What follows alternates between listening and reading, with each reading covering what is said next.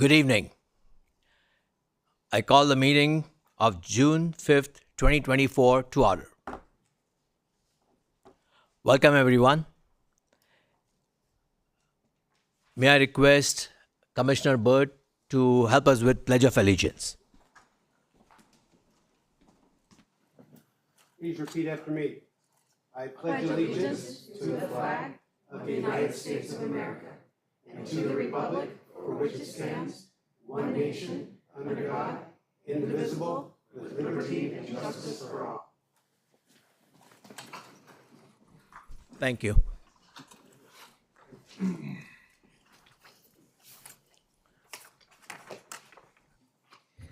Good evening, Chair and members of the Planning Commission. I'll do roll call, please. Commissioner Member Byrd, Present. Commissioner Member Gandhi, Commissioner Member Polito, Present. Vice Chair Gilheis, Chair Javeri. Present. All members noted present with the exception of Commissioner Gandhi, who's noted absent for the record. Thank you.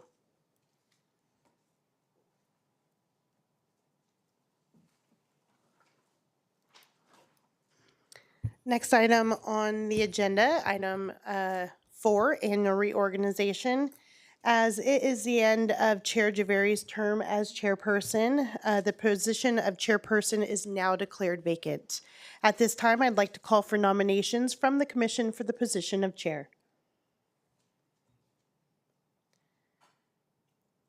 I nominate Vice Chair Commissioner Garland, guys, for the chair. I the same. Thank you. So I have a motion and a second. Are there any other nominations for chair of the commission? Seeing none, I hereby declare Commissioner Gilheis selected as chair of the Planning Commission. If we may just stay in our seats now, and we'll do a reorganization after selection of vice chair. Thank you. So at this time, I will call for nominations for the position of vice chair. I'd like to nominate Commissioner Gandhi, and that's okay even in his absence, correct? That is okay. Okay. Thank you. Do we have a second for that nomination or an alternative nomination? Second. We have a second. Thank you. Are there any other nominations for the position of vice chair? Okay, seeing none, I will go ahead and declare Commissioner Gandhi vice chair of the Planning Commission.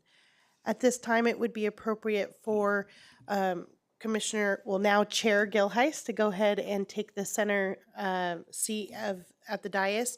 Because Vice Chair Gandhi is noted absent for the record, I will just ask Commissioner Javeri to go ahead and sit in his chair this evening, and for the July Planning Commission will be reorganized accordingly.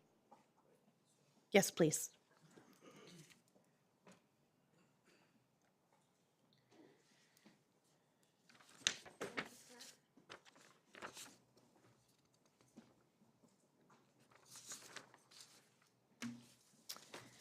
And then at this time, we'll go ahead and move to item 5, the presentations of plaques, and I will go over to the dais. So just one moment.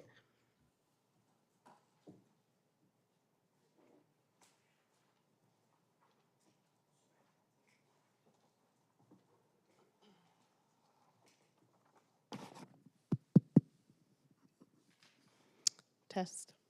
All right. Good evening. If I may have outgoing Chair Javeri, if he could join me over here. I want to take this time to thank outgoing Chair Javeri for an incredible year of service as chair presiding over the Planning Commission. As your time as chair of the commission, you have successfully led this commission and led staff through the approval and really insightful discussion of residential and commercial and even industrial projects. And I can speak on behalf of all the staff here. We very much appreciate your support over the last year, and I know the commission members do as well. So thank you so much for presiding over us and leading us for this past year. We do have a plaque. I'll go ahead and grab that for you. And then I'll turn it over and you can, thank you. provide some comments if you'd like. Thank you.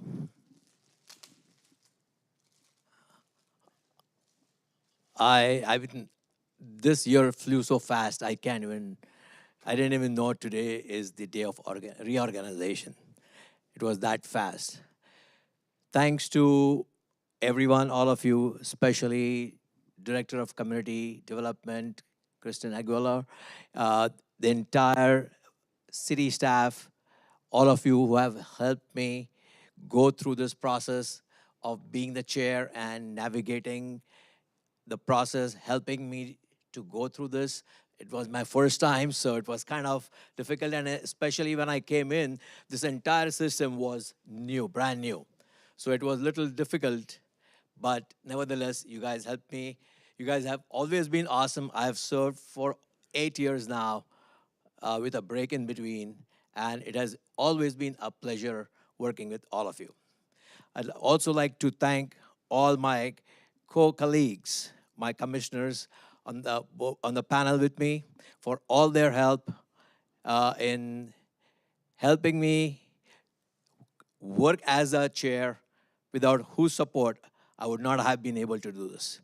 And last but not the least, I'd like to thank you, sir, our city attorney, for guiding us. Thank you all. Thank you very much. And have members of the commission come up and take a picture. Thank you. You're welcome.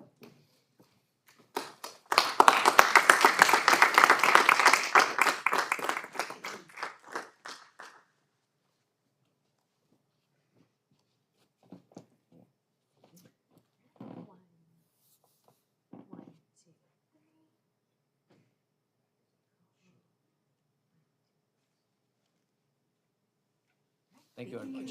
Thank you. Thanks.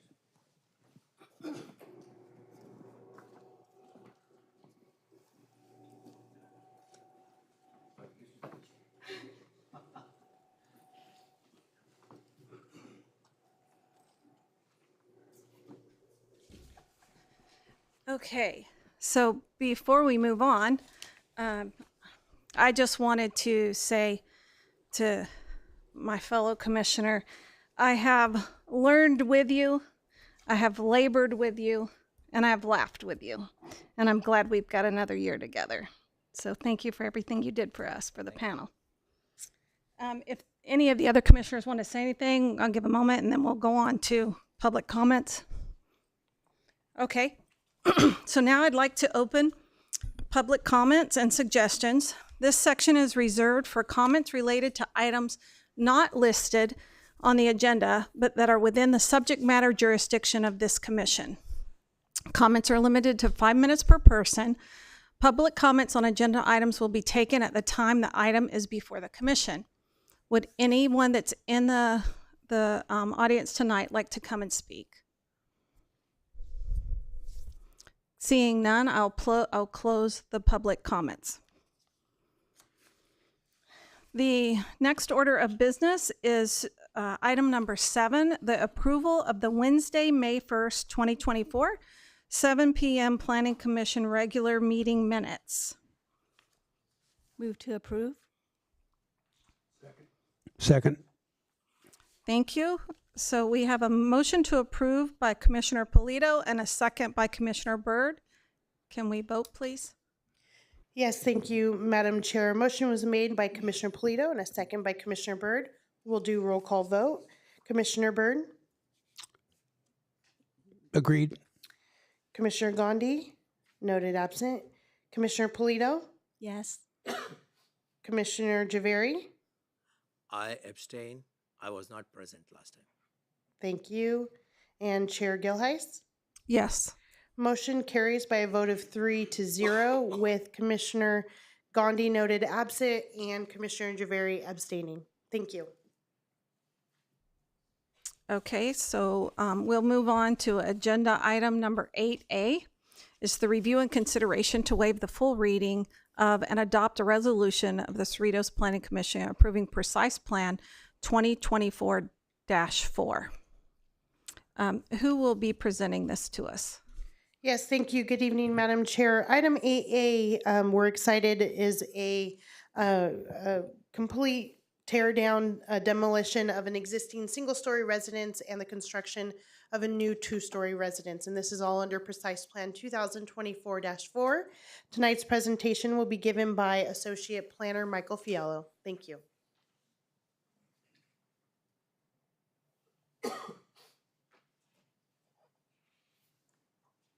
Thank you, Ms. Aguila. Good evening, Chair and Cerritos Planning Commissioners. The property owners of 19211 Bouchard Avenue are proposing to demolish an existing single-story residence and to construct a new two-story residence with a three-car garage on an 11,880 square foot property. For details of this project, I would like to direct your attention to the screen for a presentation. This is an aerial photo of the subject property, which is generally located east of Bloomfield Avenue and south of South Street. The subject property is zoned single-family residential RS 6500. This is an enlarged aerial view that shows the details of the subject property. The subject property is bordered on the north, west, and south by single-family homes. The subject property is bordered on the east by Bouchard Avenue, across which are also single-family homes. This is a view of the front of the existing one-story residence looking west from Bouchard Avenue. As part of the proposed project, under project-specific condition of approval 42, the applicants, in coordination with Southern California Edison, will be required to relocate the existing electric utility lines underground in lieu of the overhead lines seen here. In addition, the subject property does not currently contain a public sidewalk, parkway tree, or easement as required by the Cerritos Municipal Code. Thus, as part of the proposed project, a public sidewalk and parkway and one parkway tree will be required pursuant to city standards with the appropriate sidewalk easement dedication to the City of Cerritos. Project-specific conditions of approval 43 and 44 have been added to ensure compliance with these requirements. This is a view of the backyard of the subject property, generally looking west, which also shows an unpermitted shed which will be removed as part of the proposed project. This is the adjacent neighbor plan, which shows the location of second-story windows on the subject property and the relationship to existing windows on adjacent properties.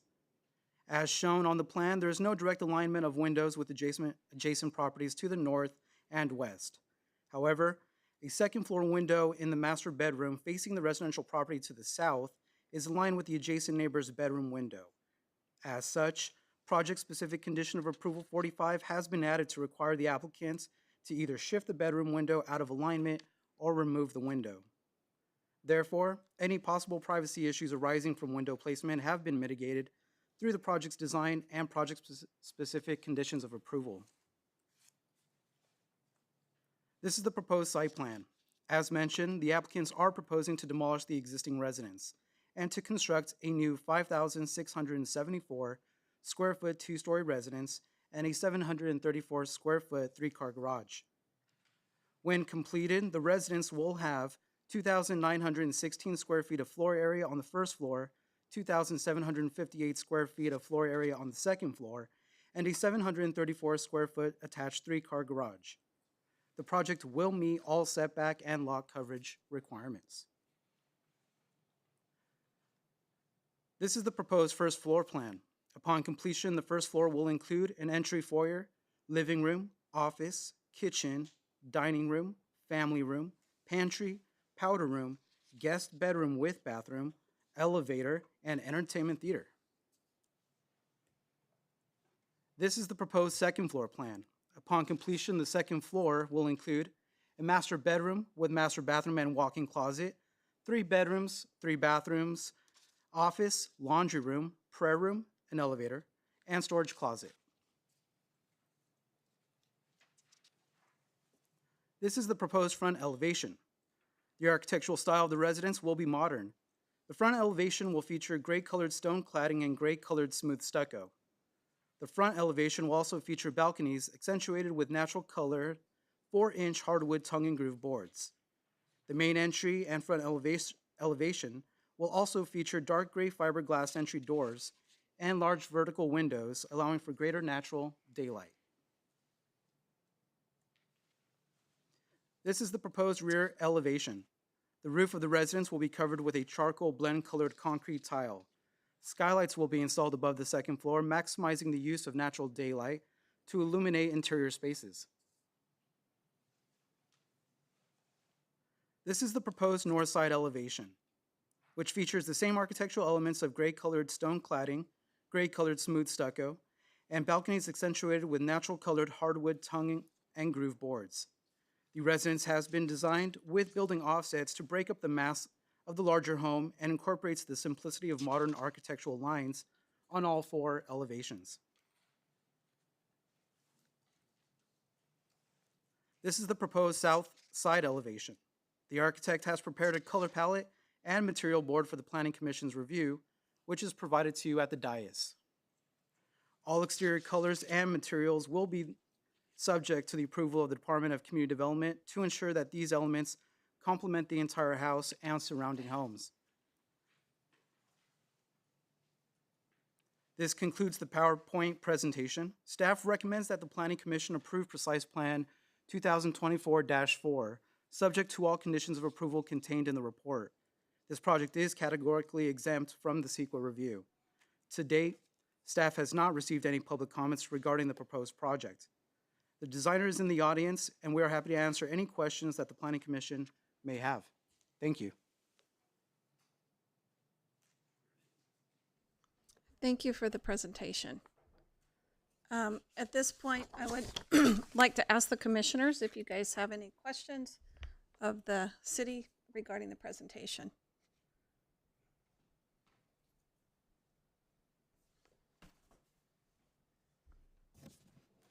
Is there is there an ADU on this? Right? Correct. There is an attached ADU with the Right. project. Is this the one? That is not the ADU. That actually is a non-dwelling accessory building located in the rear yard. Okay. So where can I see ADU? You'll see the ADU, and maybe I can bring this up to you on the board here.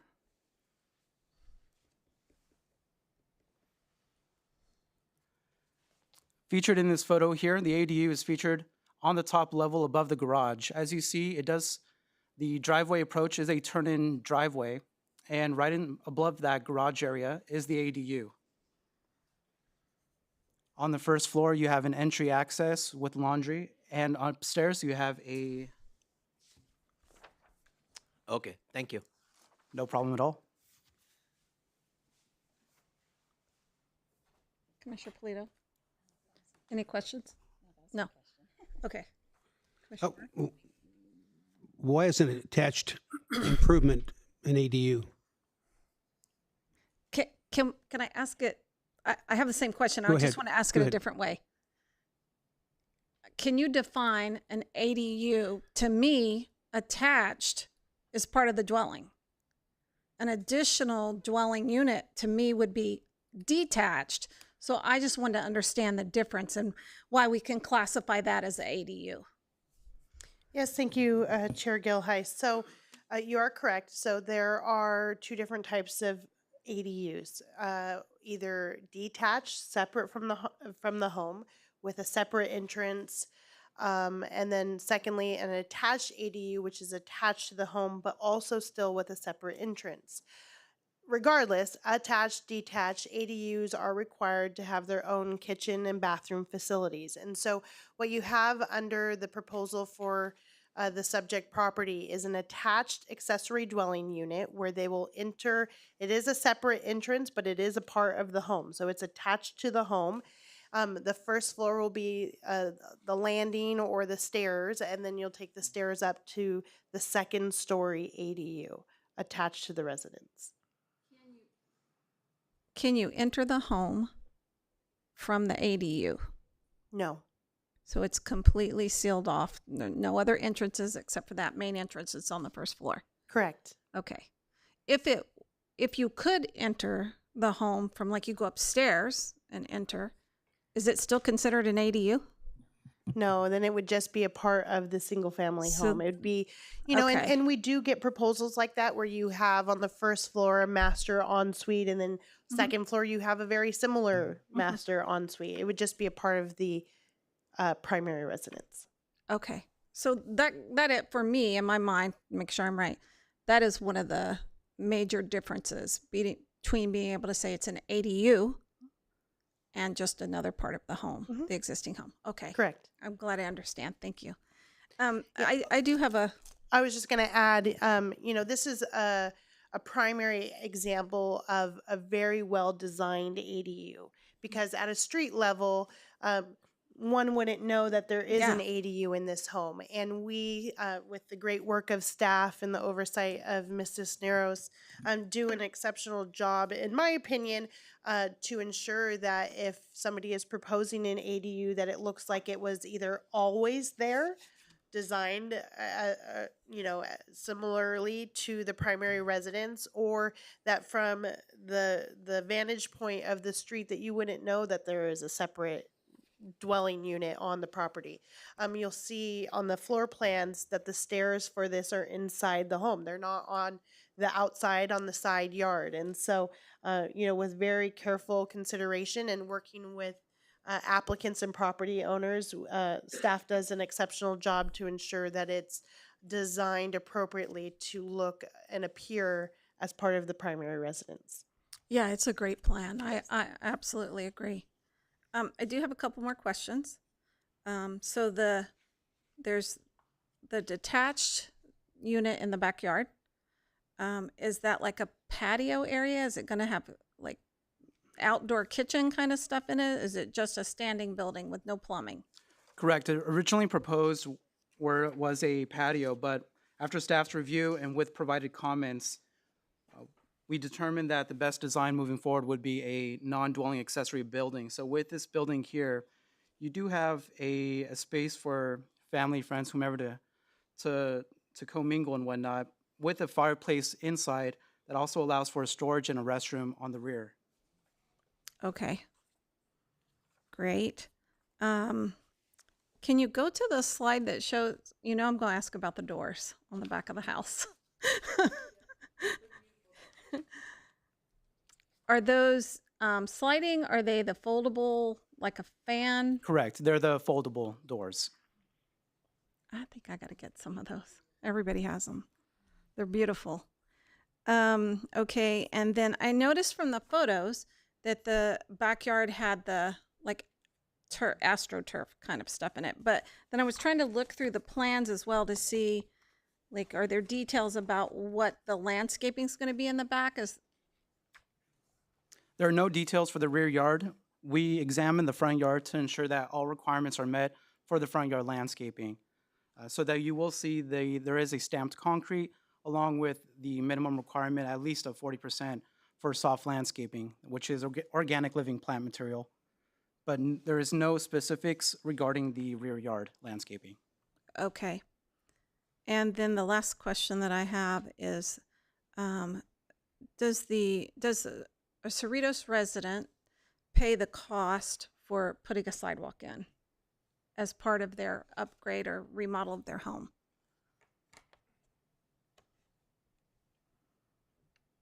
Yeah, as far as the Bouchard tract, the Bouchard tract was recorded in 1926. It's one of the oldest tracts in the city.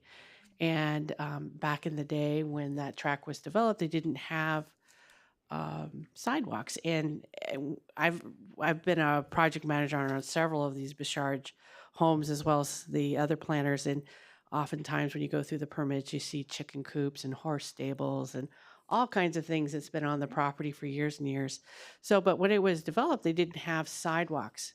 And so if you are, when you get home, you go and you look on Google, you're going to see sidewalk nothing down the block, because as each home, the older homes are remodeled and a new, big home is built, each time we add a condition of approval to require the sidewalk and parkway, and then we have them record an easement, And then the easement takes away any liability from the homeowner. So they ease that sidewalk parkway to the city.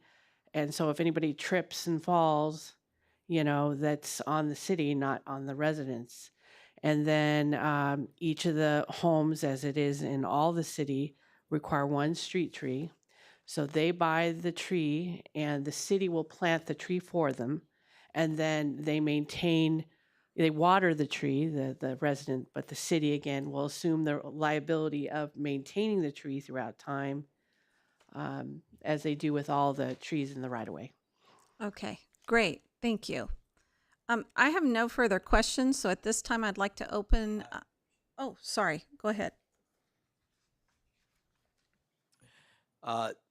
Just for my understanding, the ADU, because it is attached to the main house or the main home, the property taxes, are they included as a one big house or they are separate?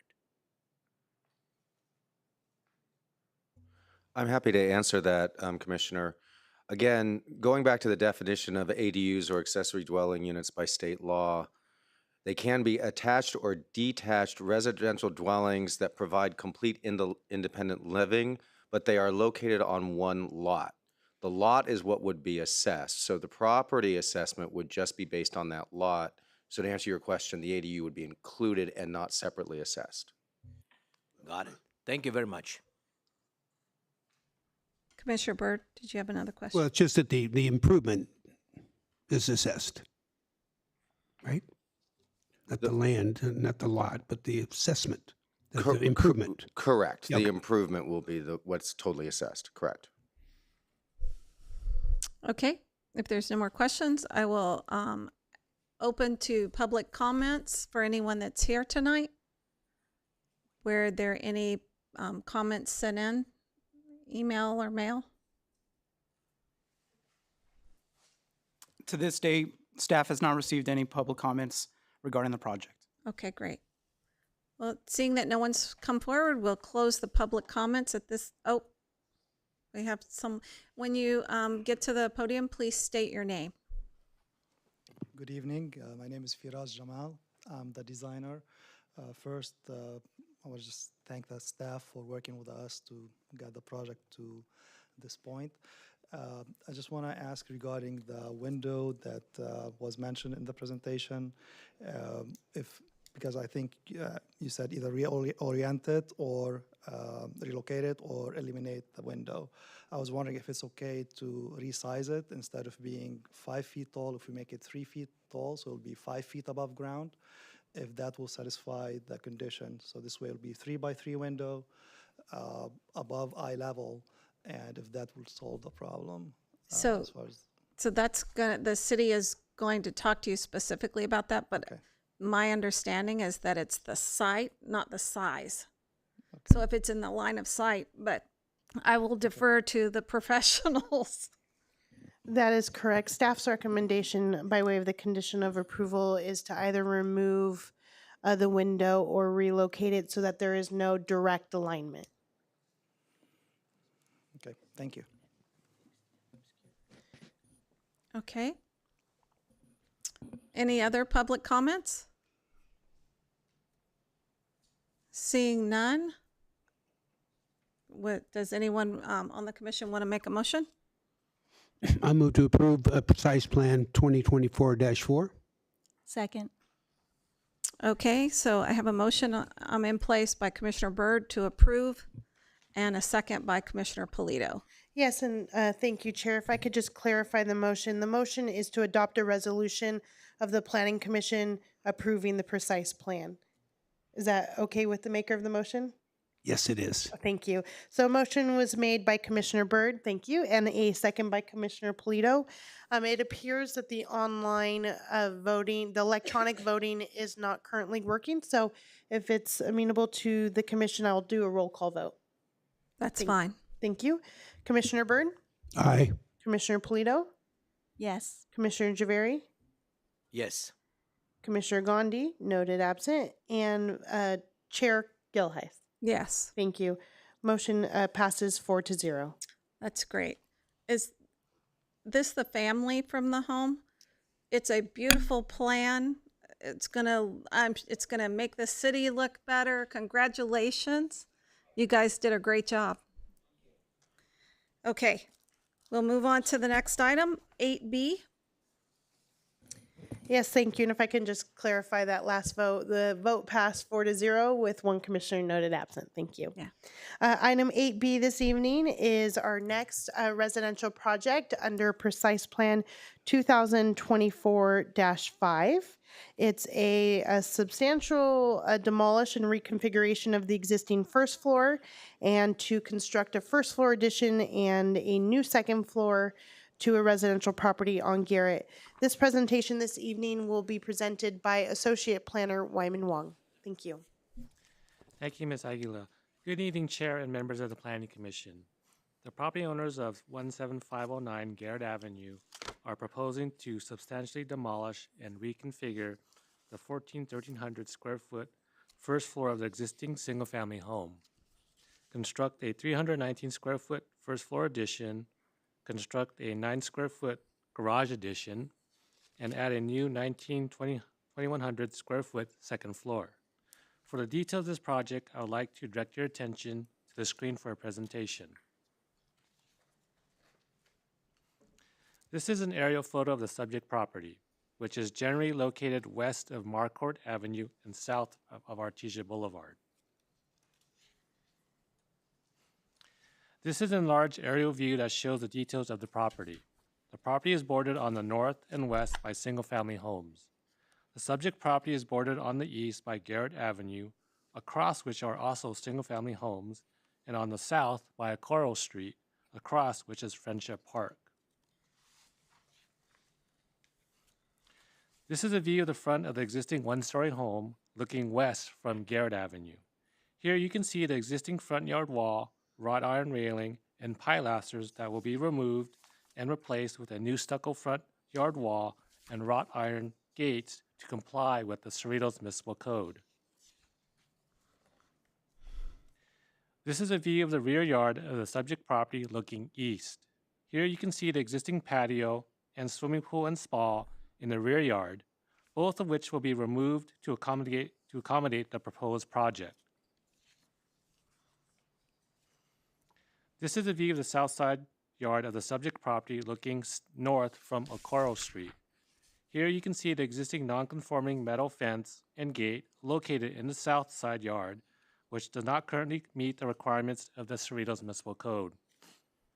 Project-specific condition of approval 45 has been added to remove the non-conforming fence and gate to comply with the Cerritos Municipal Code. This is the proposed site plan showing the footprint of the reconfigured home. As proposed, the project will meet all setback and lot coverage requirements. This is the adjacent neighbor plan. As shown on the plan, there is no direct alignment of windows with adjacent properties to the north and west. This is the proposed first floor plan. As mentioned, the first floor will be expanded and reconfigured. When completed, the first floor will include a living room, dining room, kitchen, bedroom, bathroom, a pantry, and a powder room.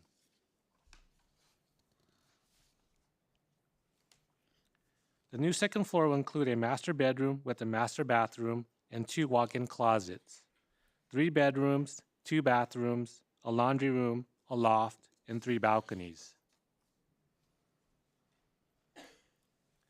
This is proposed front elevation. The residence will be finished with a Merlux glacier white colored stucco and a 3-inch wide by 2-inch deep recessed design around the windows with glacier white colored trim. The entry porch and a section of the garage wall will be covered with a gray colored stucco veneer at the base and architectural stucco trim cap on top. Sectional garage doors will have opaque glass set in square black grid pattern to complement the black frames around the windows of the residence. This is the rear elevation. The roof of the residence will be covered with a charcoal colored slate tiles. The balcony will have a gray colored stone veneer at the base and architectural stucco trim cap on the top with black colored wrought iron railing to complement the contemporary architecture of the home. This is a north side elevation. As you can see in the slide, the home will feature building offsets, including roof overhangs.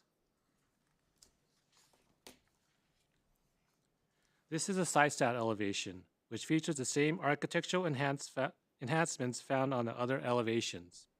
The architect has prepared a color palette and material board for the Planning Commissioner's review, which is provided for you on the dais. All exterior colors and materials will be subject to the approval of the Department of Community Development to ensure that these elements complement the entire home and surrounding homes. This is a perspective rendering of the front and south side elevation.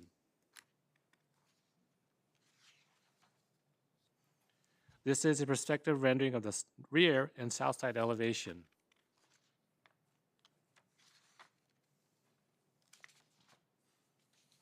This concludes the PowerPoint presentation. Staff recommends the Planning Commission approve Precise Plan 2024-5, subject to all conditions of approval contained in the report. This project is categorically exempt from secret review. To date, staff has not received any comments as a result of the public hearing notice. Tonight, the developers in the audience. At this time, staff is available for any questions that the Planning Commission may have. Thank you. Thank you for the presentation. I'd like to open up questions from the fellow commissioners. Why does it look like there's not much green space in the backyard? Maybe it's just my perspective.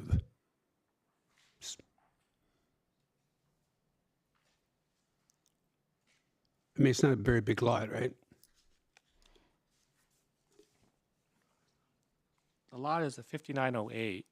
The Right. backyard has a swimming pool that's going to be removed for the proposed project. Okay, so another view looking east from the backyard, looking east. I see a fence there. Is that the boundary line, or is that like a patio area, enclosed patio area in the back?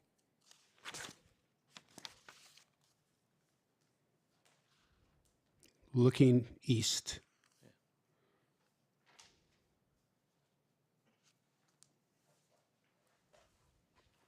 It seems like all concrete. Is that just like a patio behind the main house, and there's a yard besides that?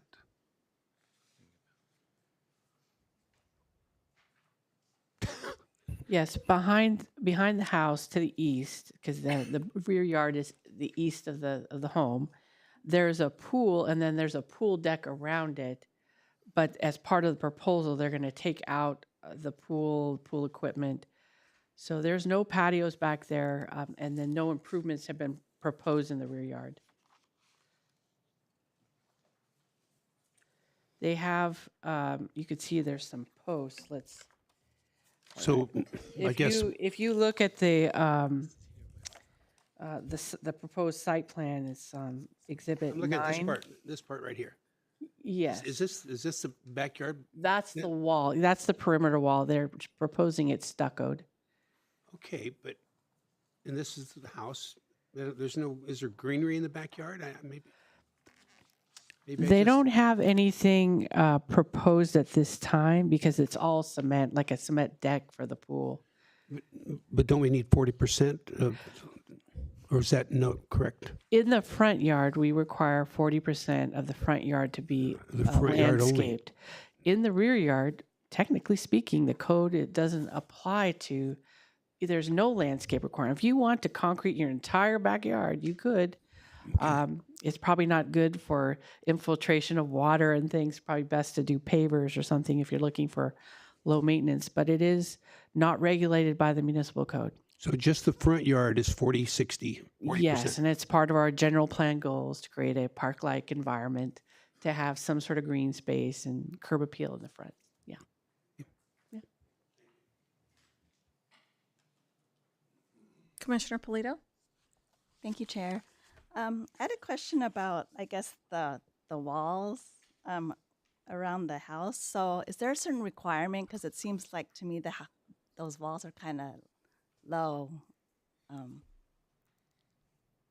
that's just my question.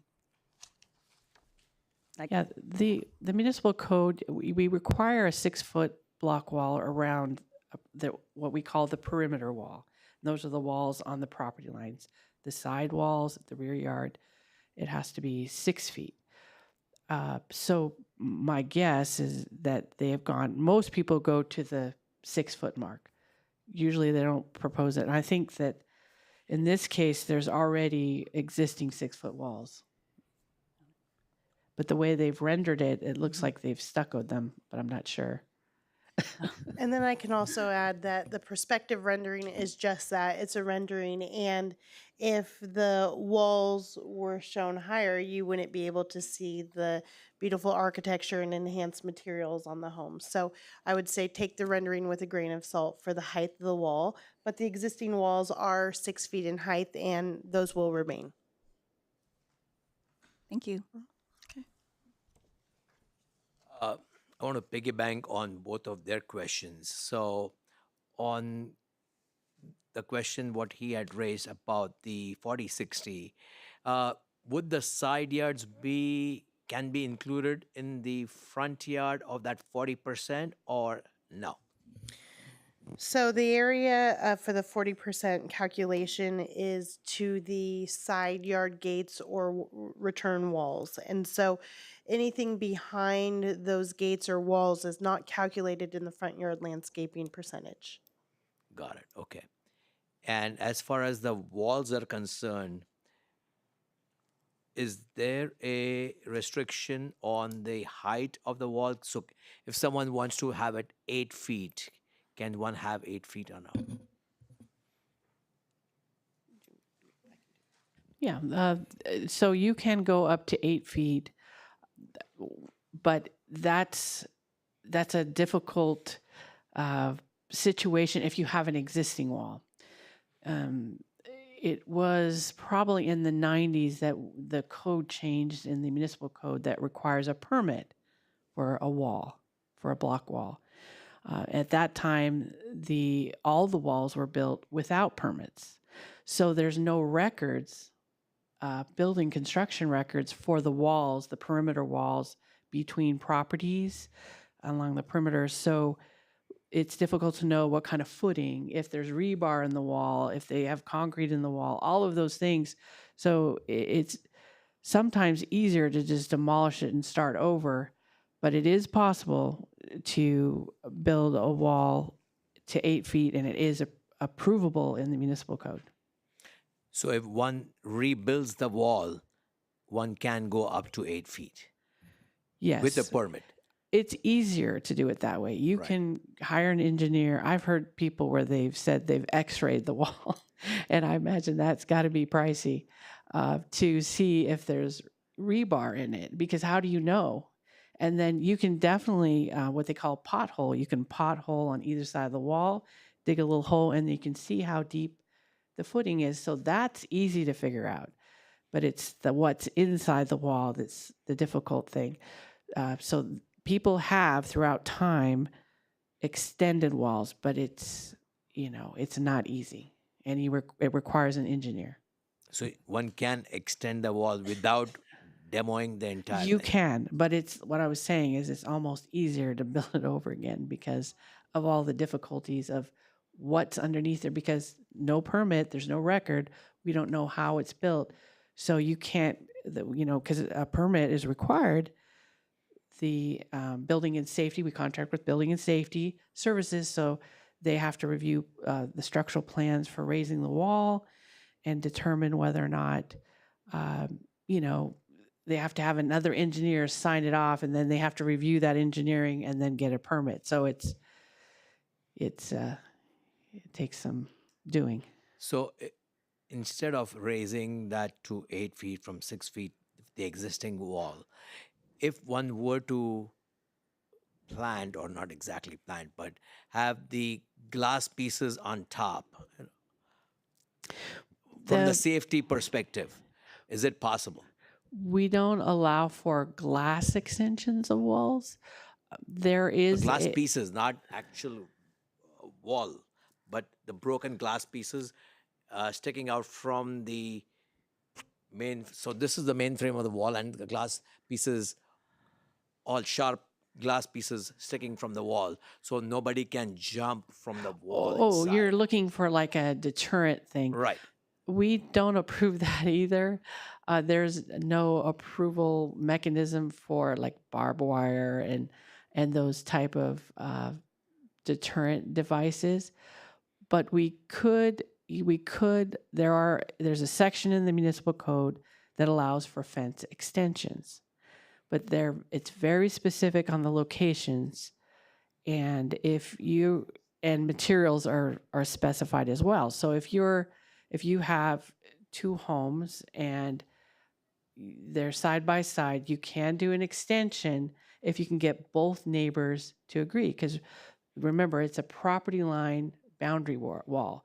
So theoretically, the wall should straddle the property line. And if it's an 8-inch block or 6-inch block, you have half on both sides. So the wall belongs to you and your neighbor. So we have in our fencing handouts and applications, there's a way to do it when you're between neighbors. If both neighbors agree, and there's a signature page in our application.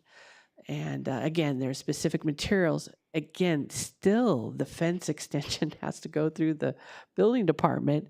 And again, you have that situation where you have an unknown foundation, right? The foundation for that extension. What's holding that wall up? So it's always difficult, but it's doable. But you're going to need an engineer, and it's probably going to cost some money. So even if they were fancy glass pieces, broken glass pieces pointing, Even if it's fancy glass like pieces, not it's not very high, like this much, it's not allowed in the No? code. Yeah. because it's only a deterrent. That's all the objective. Yeah, what we do in situations like that, what we can use is a natural deterrent, like bougainvillea, a vine, a spiky vine, something like that. That's what we suggest. You can put an espalier, which is like a freestanding trellis. You don't need your neighbor's approval. And you can do a freestanding, so it's not attached to the wall in any way. You can do an espalier. You can grow the bougainvillea, and boy, they'll be all messed up if they go through that. So it's like a natural deterrent. It's a way that homeowners can create that fancy glass look with nature. And I believe that would be a deterrent. Or a big dog. Oh, big dog, yeah. And then if I may also add, similar to the conversation we had moments ago about the ADU and the intent of our design review of ADUs to ensure that it looks like it was part of the original home, the primary residence. The same goes for block walls. So while the municipal code and city regulations do allow extensions of walls, the regulations are in place to ensure that any sort of extension of an existing wall is built of materials to emulate that the original wall was built to that 8 feet. It wasn't a 6-foot wall, then you have a 2-foot extension of an alternative material, if that makes sense. And so if you have a 6-foot block wall and you put glass or I don't know what other wood, etc., it doesn't look like the wall was always developed in that fashion. And so that is similar to the intent of the ADU and block walls, and really a lot of things that come under the purview of the Department of Community Development as afforded through the Cerritos Municipal Code. Thank you very much. Okay, I just have 3 questions. I want to start with a slide that's there. So it looks like both of those openings are the foldable doors again, and both of them do that. Do you know that that's the case? They are sliding doors. Both sets of Yeah. them are sliding doors? Okay. Then my next question is on, it's Exhibit 14. It's the east front elevation. Do those windows that are on the front there, do they open?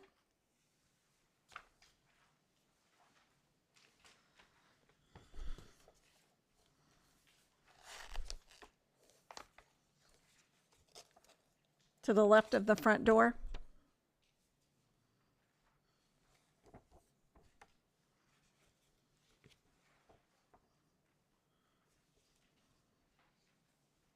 That one. Those three on the left, do those open? If you look on the floor plan, it's on Exhibit 11. It's a regular window. It's a regular outside window. So the glass doesn't go all the way to the ground. You can see on this elevation how it stops. So it's just a regular window for the window for the area of the living Okay, room. great. Then my last question is, I think I know, but I just want to make sure. Exhibit 16, it's the north side elevation. And so it looks like the far left is a door because it appears to be like a porch step down that's kind of gray. Nope, go back one.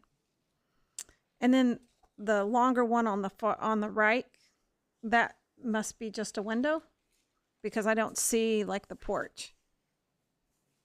So is that a door that has like the gray foundation in front of it? So the door you're seeing is the garage door, the side garage door entry. And Okay. and the other one is just a window. It's just a They window. want like okay. a picture window, I guess. Okay. All right. Perfect. Okay. I don't have any further questions. Thank you for the presentation. At this point in time, I open the this section to public comments. If there's anyone in the audience that would like to come and make public comments, now would be the time to do so. Did we have any comments sent in mail or email? Staff has not received any public comments on this item. Okay.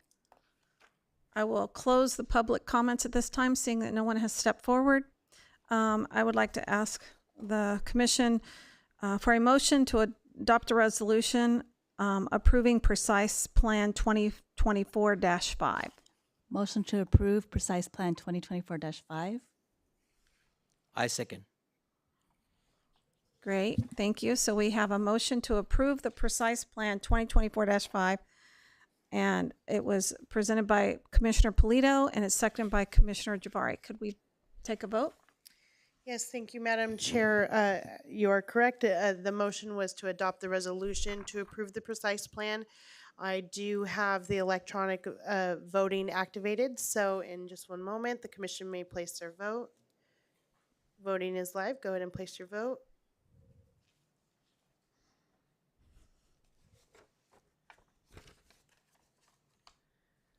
Missing a vote by Commissioner Javari.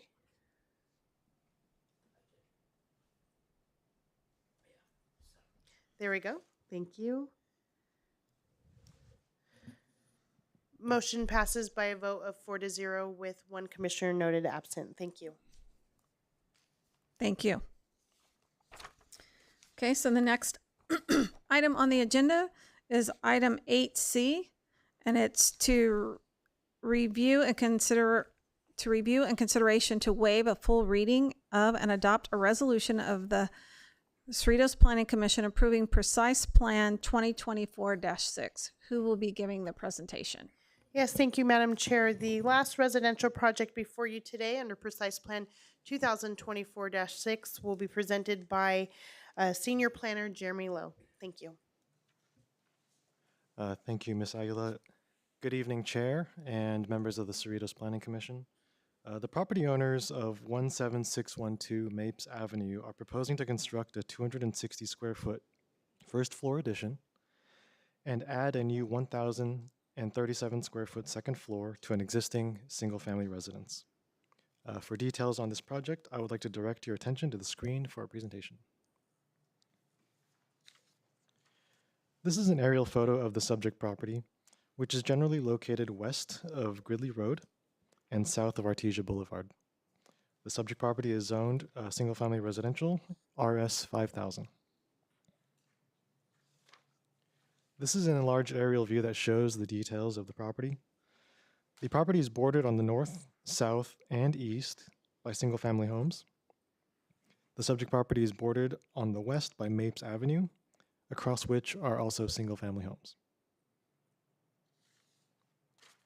This is a view of the front of the existing one-story home looking east from Mapes Avenue.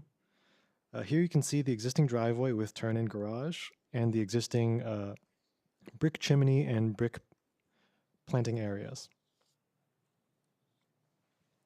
This is another view of the front yard of the subject property looking east from Mapes Avenue. This is the proposed site plan. As mentioned, the applicants are proposing to add 260 square feet to the first floor and add a new 1,037 square foot second floor. The site, as seen in the aerials, currently contains 2 unpermitted patio structures, which under project-specific condition of approval 42, will be removed as part of the proposed project. As proposed and conditioned, the project will meet all setback and lot coverage requirements. This is the adjacent neighbor plan. The home to the south of the subject property is a single-story residence, excuse me. The home to the north of the subject property is a 2-story residence with 2 existing second-floor windows that do not align with any of the proposed second-floor windows of the subject property. The home to the east, which is the top of the page, of the subject property is a 2-story residence with an existing second-floor window that also does not align with one of the proposed second-floor windows of the subject property. Therefore, any possible privacy issues arising from window placement have been mitigated through the project's design and existing window conditions. This is the proposed first floor plan. The first floor will be expanded and remodeled to have an open concept.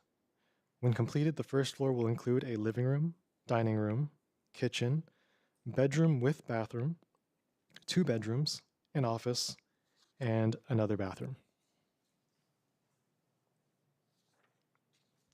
The new second floor will include a master bedroom with bathroom and walk-in closet, a family room, and another bathroom.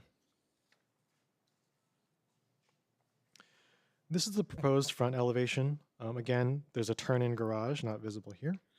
Upon completion, the residence will be finished with smooth sand-colored stucco to match the existing stucco and with white-colored wood trim. In addition, the front elevation will include decorative wood siding on the second floor, which will be repeated on the gables on the sides. The existing brick chimney will remain, as will brick planters at the front of the residence. This is the rear elevation. The roof of the residence will be covered with brown-colored concrete roof tiles. All windows and doors will be detailed with a minimum 4-inch wide wood trim, and a white-colored 12-inch wide wood band is proposed to break up the facade. This is the south outside elevation. As you can see in this slide, wood siding is proposed on the new second-story gable, as well as the gable above the existing garage. And this is the north side elevation, which features the same architectural enhancements found on the other elevations. The architect has prepared a color palette and material board for the Planning Commission's review, which is too heavy to provide at the dais, so it's in front of staff. All exterior colors and materials will be subject to approval of the Department of Community Development to ensure that these elements complement the entire house and the surrounding homes. This concludes the PowerPoint presentation for this project. Staff recommends that the Planning Commission approve Precise Plan 2024-6, subject to all conditions of approval contained in the report. The project is categorically exempt from CEQA review, and to date, staff has received no public comments as a result of the public hearing notice. Tonight, the architect or project manager is in the audience, and at this time, staff is available to answer any questions that the Planning Commission may have. Thank you. Thank you for the presentation. Any questions or comments from my fellow commissioners?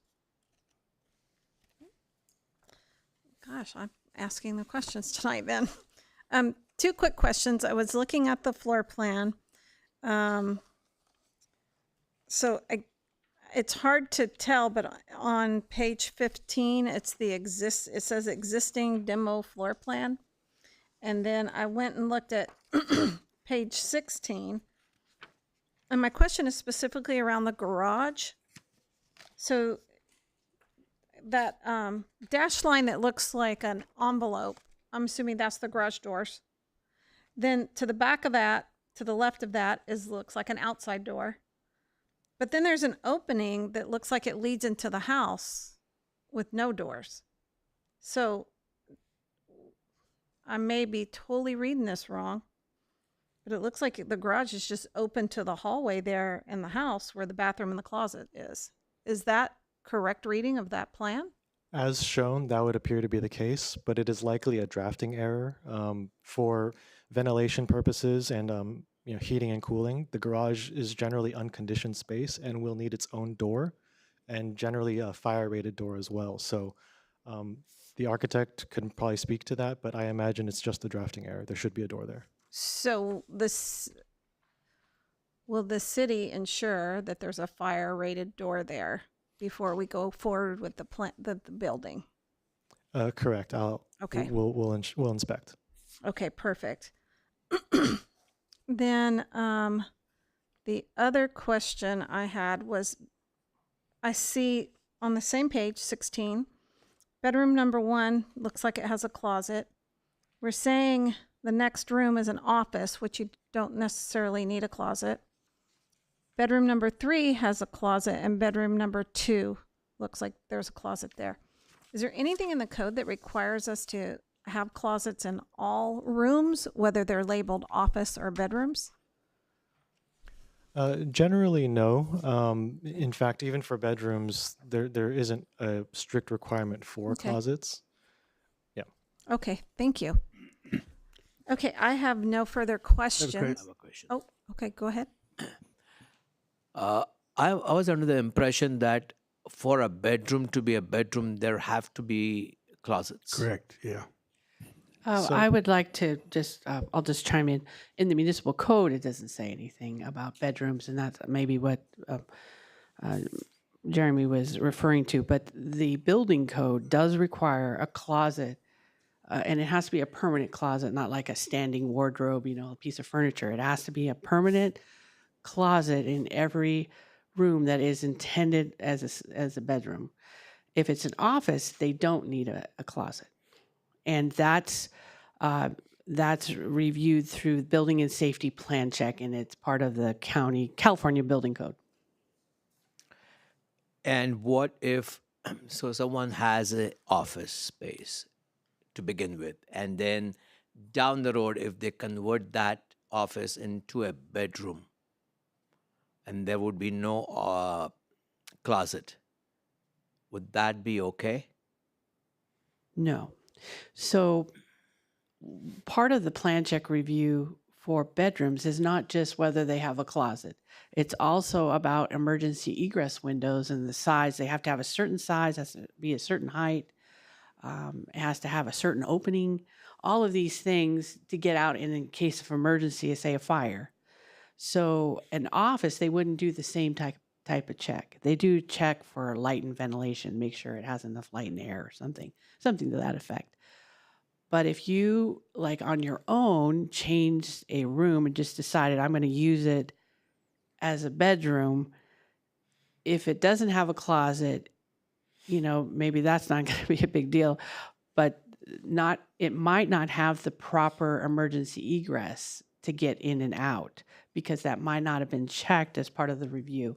So it would be a good, advisory to any resident listening that if they want to convert it, they probably should, come in and get that reviewed so that we ensure that they have, if they want to convert an office to a bedroom, that they have the proper closet and the proper emergency egress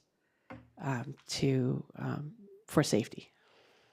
So down the road, if someone has an office space and then they are trying to list their home to sell, and then they say they list it as, instead of an office, they list it as an additional bedroom, would that be permissible by the city? If it has a closet, it may be just what they used it for at the time, but it's just hard to tell. It's all case by case.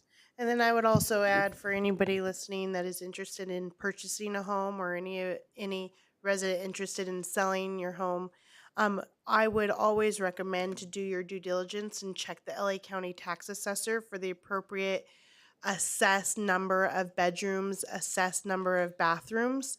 And that is based off of building permit records and building code plan or building plans.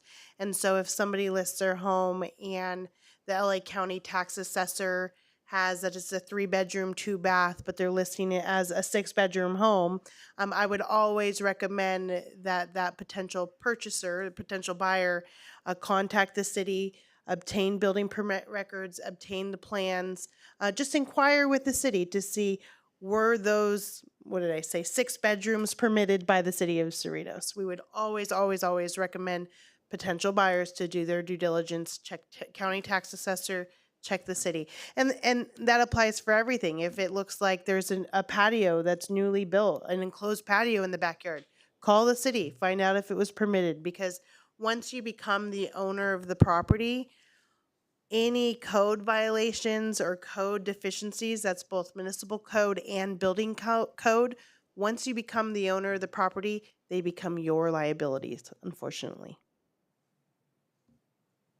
Very good. Thank you so much. Any further comments and Yeah, questions?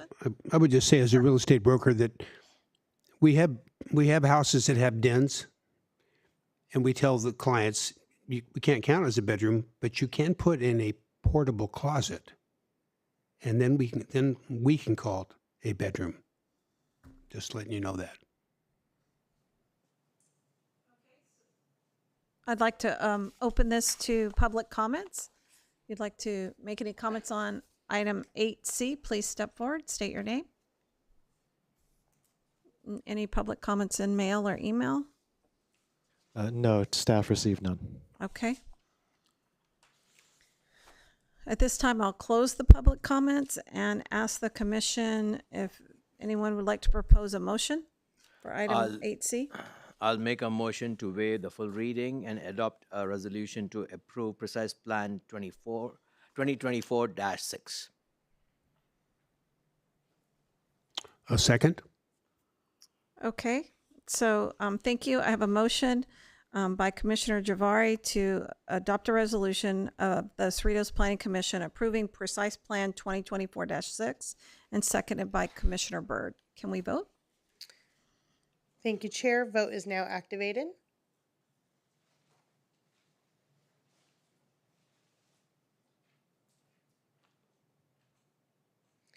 Motion carries by a vote of 4-0 with 1 commissioner noted absent. Thank you. Great, thank you. So we'll move on to item 8D. It's to review and consider to waive full reading and adopt a resolution of the Cerritos Planning Commission recommending that the Cerritos City Council approve Development Code Amendment 2024-2. Who will be presenting this to us tonight? Yes, thank you, Madam Chair. Over the last several months, the City Council has completed a review of the city's existing Art in Public Places program. And recently in March, the council directed that staff prepare a development code amendment to make amendments to the municipal code related to that program for consideration by the Planning Commission and then the City Council. This item, 8D, tonight will be presented by Advanced Planning Manager Sabrina Chan. At the completion of her presentation, both myself, Advanced Planning Manager Sabrina Chan, and then Assistant City Manager Kathy Matsumoto are available to answer any questions the Commission may have. Thank you. Thank you, Ms. Aguila. Good evening, Chair and members of the Planning Commission. Tonight's item is related to the administration of the city's Art in Public Places program, as directed by the Cerritos City Council. As Ms. Aguila mentioned in her introduction, at the March 28th City Council meeting, the City Council directed staff to amend the municipal code to revise the definition of public place to include both exterior and interior public spaces. Council also directed staff to update the maximum developer fee contribution value thresholds for the donation of, placement of, or contribution towards art installation in the city of Cerritos. As such, the item before you tonight is Development Code Amendment 2024-2, a request to amend the Cerritos Municipal Code for these purposes. At this time, I would like to direct your attention to the screen for my presentation. This display of art has played an important role in the development of the city of Cerritos. In 2000, the Cerritos City Council established the Art in Public Places program by adding Chapter 22.94 to the Municipal Code, requiring the installation of artwork or water elements for all major development projects in the city. The program was established in an effort to foster pride in the community, increase property values, and enhance the overall quality of life through the collection and exhibition of high-quality art pieces. To garner participation in the Art in Public Places program, in 2000, the Municipal Code required developers with a total project valuation exceeding $350,000 to contribute a minimum of 0.5% of the project total's valuation with an amount not to exceed $450,000 to the city's Art in Public Places program. This program was then amended in 2004 to lower the aggregate project valuation from $350,000 to $250,000, as well as to increase the minimum contribution from 0.5% to 1% of the project valuation. Since 2004, there have been no further amendments or changes to the program or contribution structure. When a development project meets the criteria for contribution towards the Art in Public Places programs, developers have several options for contribution. First, a developer can install a city council approved art piece on private property where the development is located, with the art piece value not to exceed $450,000. Secondly, a developer can choose to donate a city council approved art piece to the city, with the art piece value not to exceed $450,000. And thirdly, a developer can contribute funds by way of an in lieu fee to the Art in Public Places Trust Fund in an amount not to exceed $450,000. And finally, a developer can opt to contribute through a combination of these options subject to City Council approval. The Art in Public Places program also establishes criteria for the selection, placement, and maintenance of public art. Currently, a public place is defined as any exterior area on public or private property within the city of Cerritos which is easily accessible or clearly visible to the general public from adjacent public property, such as a street or other public thoroughfare or sidewalk. So with this understanding of the city's Art in Public Places program, on March 28, 2024, the Cerritos City Council reviewed the current program and directed staff to implement the following 2 changes.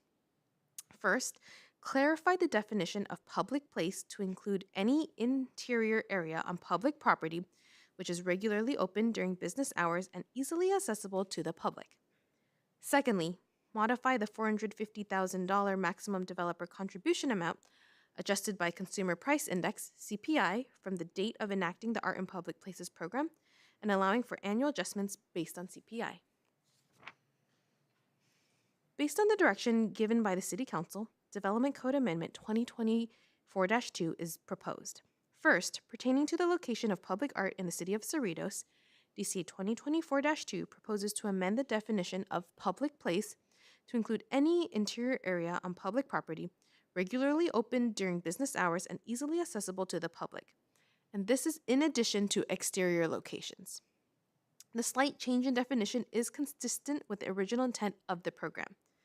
Additionally, certain art pieces that meet the program's criteria could, and perhaps should, be placed indoors in order to protect from weather elements. A prime example of a municipal building that maintains a vibrant indoor collection of art for the public's enjoyment and benefit in furtherance of the Art in Public Places program is the Cerritos Library. Second, also pursuant to City Council direction, DCA 2024-2 proposes to amend the existing maximum developer contribution threshold based on CPI from the date of program inception and to allow for future annual adjustments based on CPI. The current maximum developer value threshold is $450,000. Based on adjustment based on CPI from 2000 to 2024, the new maximum developer contribution threshold for fiscal year 2024 to 2025 is $865,000. In response to the proposed development code, a related amendment is being proposed to update the city's master fee schedule to reflect the proposed code change related to the maximum developer contribution threshold for the Art in Public Places program. It should be noted that this is a not to exceed threshold, and developers of qualifying projects would contribute 1% of the project valuation up to $865,000. As discussed earlier in the presentation, Developers have several options for meeting this requirement. The adjustment for CPI will assist in offsetting the rising costs of art due to inflation and staff time for administration of the city's Art in Public Places program.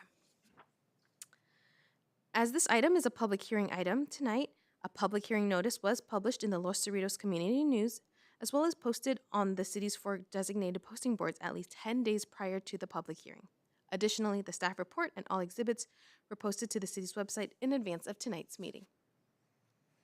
The proposed revisions to the municipal code under DC 2024-2 are consistent with the goals and objectives found within the Land Use, Community Design, Growth Management Element, and Implementation Program within the Cerritos General Plan. DC 2024-2 is being presented to the Planning Commission tonight for consideration, and if approved this evening, is tentatively scheduled to be presented to the City Council for consideration on June 27th.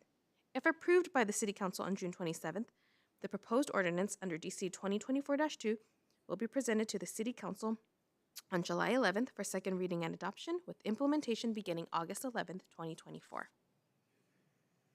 At this time, it is recommended that the Planning Commission review and discuss the proposed Development Code Amendment and related amendment, and conduct a public hearing, and waive full reading of and adopt the resolution recommending the City Council approve Development Code Amendment 2024-2 and a related amendment to clarify the definition of a public place and amend the value thresholds annually based on CPI for the donation of, placement of, or contribution towards art installation in the City of Cerritos.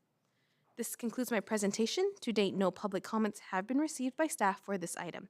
At this time, Assistant City Manager Kathy Matsumoto, who oversees the city's Art in Public Places program, Director of Community Development Kristen Aguila, and myself are available to answer any questions the Commission may have. Thank you. Thank you. At this time, I'd like to open it to our commissioners. If you have questions or comments, Commissioner Javari.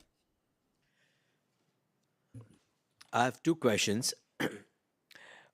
One is, it said that minimum 250K and maximum 865K. So that minimum 250K, is that what is based on the property values, or is that based on whatever the developer feels? So the $250,000 is the project valuation. So when a project is proposed, the developer provides how much is the project valued at. And so that amount is, if the project is valued more than $250,000, then this Art in Public Places requirement begins to apply. Okay. And then who decides? So if a developer wants to kind of contribute a piece of art, who decides that whether that piece of art is okay or not okay? Is there a panel? Is there someone else?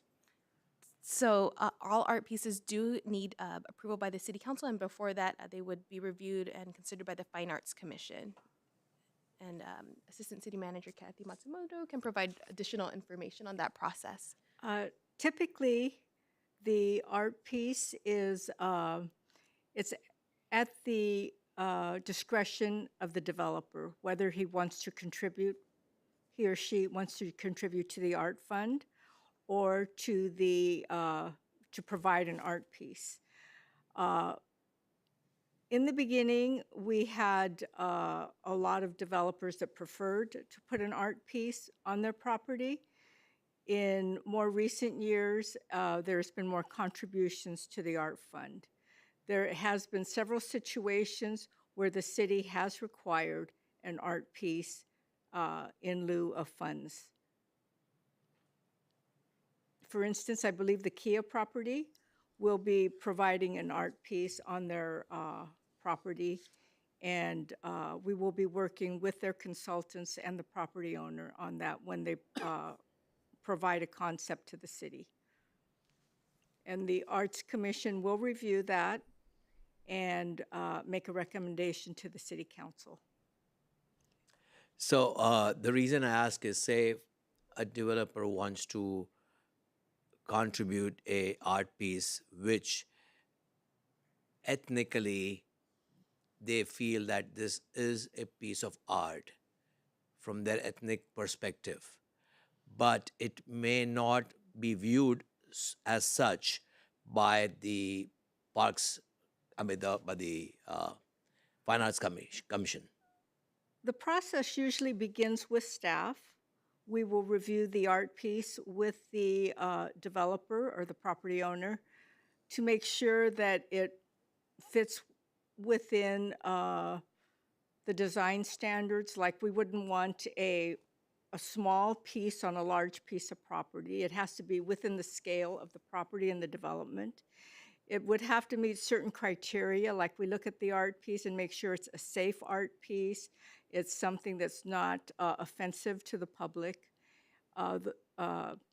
Those type of criteria. And art is, we do understand that art is very subjective, that it is in the eye of the beholder. So that is something that we try and work with the developer on and with the commission to find something that is probably more acceptable to the general public and to the community. Right, thank you. You're welcome. Commissioner Byrd? Being subjective, I mean, who determines what the value of the object is?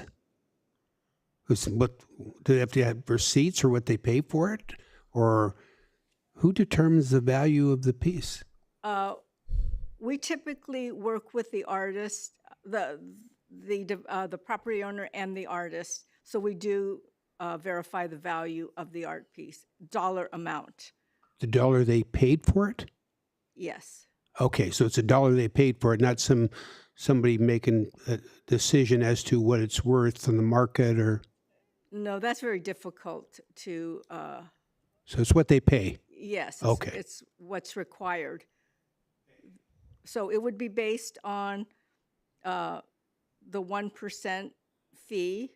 So if they owe to the fund, if the project valuation is determined by building permit valuation, it's 1% of the building permit valuation, and from that, they give us the dollar amount that we should be working with the developer. Thank you. Commissioner Polito? Thank you, Chair.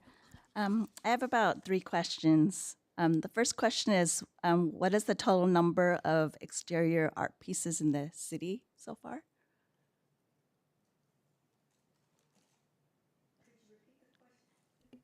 How many public exterior, or how many exterior public art pieces are there right now that are? Well, I think throughout the city, and this is counting also the art pieces within the library, which are interior art pieces, and those were part of the library project. They were not paid by Art and Public Places fees. But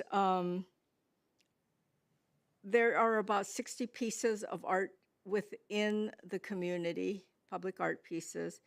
About half of those belong to the city. And the city is responsible for the maintenance of our own pieces. The maintenance of privately owned art pieces are the responsibility of the property owner. Thank you. And then my other question is, in the staff report, it said that there was research done on similar programs in other cities. So what other jurisdictions were looked at? In other cities, the percentages are very similar to our 1%. We did a survey previous to this. There are a few that charge a little bit more, a little bit less, and they have different project minimum valuations where their contribution kicks in. But basically, it's real similar to what we have. And if I may add to that, we surveyed about approximately 25 cities, including cities that are local to the area, such as Bellflower, Brea, City of Downey, and then also we went Norwalk, and then we went further out, San Luis Obispo, Manhattan Beach, Beverly Hills, Long Beach cities with perhaps larger art and public places programs. We try to do a wide range within the Southern California area. Great. Thank you for your thorough and due diligence. And my last question is, besides the library, are there any other municipal buildings in the city that have the indoor art or interior art? Interior? Yeah. There are no other municipal buildings? interior art and public places art pieces. For us, when that question has come before us, it's basically because we cannot require a private property owner to open his business on the weekends and long hours for the general public to visit and want to look at the art piece. But like in the library or city hall that has extended hours, and the library has, they're open 7 days a week, they're able to go in and look at the art piece and study and ask questions about it. Great, thank you. So it's only the library and city hall, the other municipal building. Thank you. You're welcome.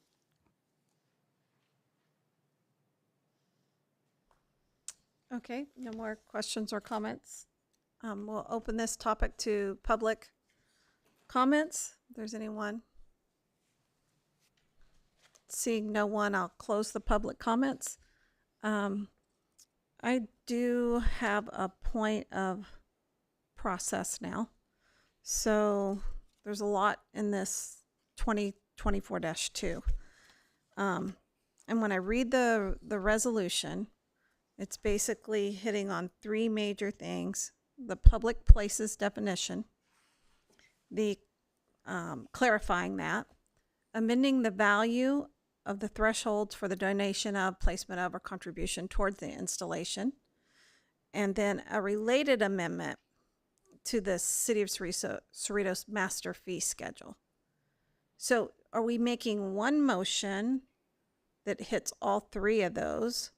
Or are we making one motion that hits everything but the master fee? Because that says it's a related amendment. Yes, I can go ahead and provide clarification. So before you this evening is one resolution essentially recommending that the city council, one, approve the development code amendment related to the interior public place and the value thresholds. And then also under that same resolution recommending that the city council separately, it's a little complicated, separately adopt a resolution amending the master fee schedule and establishing that master threshold by way of resolution. You will see in the agenda report that historically under the existing municipal code, that threshold of $450,000 was actually in the municipal code. And so essentially, as proposed under the development code amendment, there are recommended annual increases adjusted by CPI. And so in an effort not to have to bring back code amendments every single year for that CPI adjustment, it's recommended that that maximum threshold be established by way of resolution of the city council. And that's in line with other fees established by the city council, that it's established by city council resolution, and therefore, and we do write in the adjustment for CPA. And so therefore it doesn't require a code amendment every year. But in short, to answer your question, one resolution of the Cerritos Planning Commission recommending that the city council do the three things you discussed, and it will be a different arrangement at city council by way of ordinance for the development code amendments, and then a resolution for the fee. But tonight for the planning commission is one resolution effectively recommending that the city council do all three. Okay, thank you for that. So just a little more clarification. So I've been looking at this, the handout 8D, and I'm on page 4. And so if you go section 1, item E, public place, it gives a lot of definition, and then in the bold black, that to me looks like the clarification. So I'm going to assume the bold black is the addition that we're recommending, that helps clarify the definition of public place. That is correct. Okay. The bold language is proposed addition to the municipal code. Okay. So then we move over to page 5. I'm sorry, I'm going in detail. This is perfect. I just No want to make problem. sure if I got to answer to somebody, I need to be able Yeah, to, this is what I absolutely. knew I was doing. Okay, so if I look at page 5, then we've done some very similar stuff. We have the bolding of the letters, and then we have the strike through.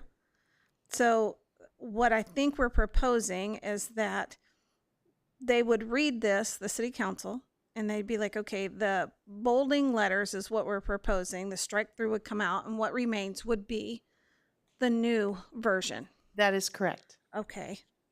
And that new version, that new language, without the bold, without the strike through, etc., can be viewed in what would be deemed final form if adopted by the city council by ordinance in Exhibit 5 to the agenda report, which starts on page 26 of the agenda report. Okay. Then I think my last question is about the master fee schedule. So there's still on page 5, there's a section for that. And then it speaks to the fee schedules is detailed in Exhibit 4. And that's based on like the adjustment for the CPI and blah, blah, blah. So that is what we're saying. If we make a motion for them to consider that, that's basically it. Okay. That is correct. Okay, perfect. So now I understand. Thank you for the time. Absolutely. Do we have a motion from the commission? Yeah, I'll make a motion. So when you're making a motion, it's only this portion, right? It's to make a motion adopting a resolution of the Planning Commission recommending that the City Council approve, 1, the Development Code Amendment, those proposed changes to the municipal code that we discussed, and secondly, a related amendment to the city's master fee schedule to discuss the fee, as Chair Gilheist just mentioned. Okay. Is that acceptable to Yes. you as maker of the motion? Yes. Okay, thank you. Thank you. Second. Okay, just one moment and I'll activate the voting. Motion made by Commissioner Javeri, second made by Commissioner Polito. Voting is active.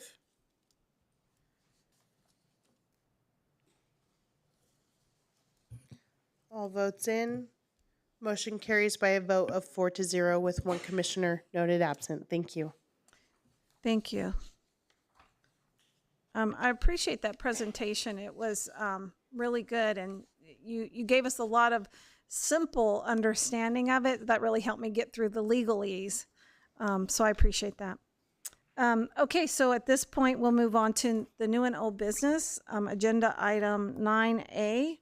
It's review and consideration to waive full reading of and adopt a resolution of the Cerritos Planning Commission finding the proposed City of Cerritos Capital Improvement Program for fiscal year 2024-2025 in conformity with the Cerritos General Plan. Thank you, Chair. Yes, the Cerritos City Council has commenced its review of the proposed 2024-2025 fiscal year budget. And as part of that fiscal year budget is, are the proposed capital improvement projects for the next fiscal year.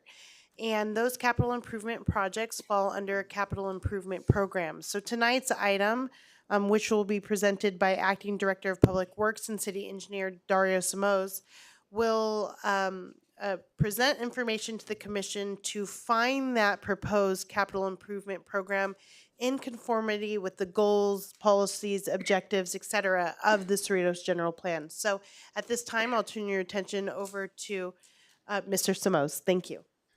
Thank you, Ms. Aguila. Excuse me, horrible time to have something stuck in your throat, but I'll attempt to make the presentation as best I can. Good evening, Chair and esteemed commissioners. Tonight, as Ms. Aguila did mention, I'll present the proposed upcoming fiscal year 2024-25 capital improvement program known as the CIP. The purpose, as already mentioned of my presentation, is to allow the Planning Commission to review and find the CIP in conformity with the city's general plan. The capital improvement program, in its essence, is a list of projects that the city intends to accomplish within the upcoming year. It mostly represents the needs and requirements that the city has toward infrastructure. A few weeks ago, the City Council reviewed a draft of the CIP, and tonight is seeking the Planning Commission's determination that it is in conformity with the city's general plan. The CIP projects for the upcoming fiscal year have been divided into categories that describe the work involved. The work for each proposed project typically falls under a type of improvement that can be categorized as indicated on the screen. So there's a group for government buildings, other projects, parks and open spaces, so on and so forth. The City of Cerritos' general plan provides an overview of the long-term development of the city. The purpose of the general plan, as you may know, is to associate the community's overall objectives with the community's land resources. Additionally, it provides a framework to achieve the overall vision of the city. The general plan identifies 5 overall elements that contain goals within each that are all similar in nature. These elements are the following: circulation element, which contains goals related to traffic and public right-of-way safety; conservation element, goals that maintain the production and disposal of our water resources; growth management element, excuse me, goals oriented towards the health and safety of our water resources, such as stormwater and sewage; housing element, which are goals that aim to meet the ability to house new and existing residents; open space/recreation element, which aims to ensure the continual improvement of our recreational resources within our existing facilities. The review tonight will only focus on the upcoming fiscal year's CIP. In support of the resolution for this upcoming conformity determination, staff has outlined the following individual goals and policies from the various general plan elements. The circulation element presents goal CIR-4 and policy CIR-4.2. Both pertain to improving traffic safety and management. The conservation element presents goals CON-1 and 5, which address the need to conserve the city's water resources and reduce water pollution. The growth management element presents goals GM1 and 2. These goals pertain to the adequacy of the city's water conveyance systems. The housing element presents goal HOU-1, which encourages the city to make attempts to provide different housing types. And finally, the open space recreation element presents goal OSR-3 that aims to improve and expand the city's recreational facilities. I would like to now present the various projects contained within the CIP for the proposed upcoming fiscal year. In the interest of time and clarity, I do not intend to describe any particular project unless the Commission has any questions regarding those individual projects. As you'll see, the list of projects is quite extensive, and if I were to do so, we would be here until a very late time. The government buildings section of the CIP contains projects that aim to improve or perform extraordinary maintenance for the city's many facilities. While there are or may be several projects contained within a particular building, the proposed improvements are separate from each other. On each slide going forth, I will provide a short pause for the Commission to read the project list and therefore ask any questions.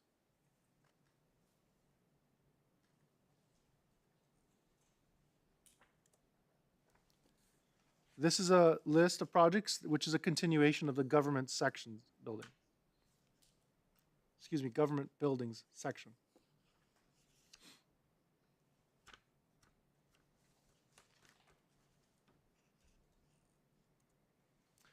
The other projects category is a section of the CIP where the projects are not similar to the all the other projects in the other categories. So they don't quite pertain to buildings or water or parks or whatnot. You said it's appropriate to ask now during? Yes, Okay. absolutely. I'd be interested in just a little detail on the sculpture garden improvements. Sure. So the sculpture garden was constructed in the very early 2000s, about 2004. And the mini art pieces, while they are well maintained, the garden itself, some of the pavement, some of the pavers, some of the lighting, those need some maintenance that is beyond what we typically would provide to make sure that the bulbs are functional and whatnot. And so the sculpture garden maintenance aims to improve those types of amenities within the sculpture garden. So some extra special landscaping, some more lighting, some less lighting where needed, some paver, some pavement modifications where needed. It's not adding any new sculptures. It's just maintaining, improving, making better what's already existing there. Correct. Perfect. Thank you. Yes, sir. When we talk about citywide fiber optic network and its infrastructure, what exactly are we meaning it? Sure. There are two projects that deal with some network infrastructure, and one is a fiber optic network, and one is a network, a citywide facility network infrastructure. The first on this list here pertains to connecting all of the city facilities within themselves. So as the city performs major street improvements on our city arterials, say 195th or South Street or Bloomfield Avenue, we are installing PVC conduits that can relay telecommunication lines, whether they be fiber optic or telephonic lines, that will connect each facility to the others, preferably all originating back at City Hall. What this does is it manages for emergencies, and it manages ongoing data transfer between these facilities, whether it be a city recreational facility, or whether it be a community center, or whether it be a library. And so the first project aims to connect all of the city facilities to the City Hall.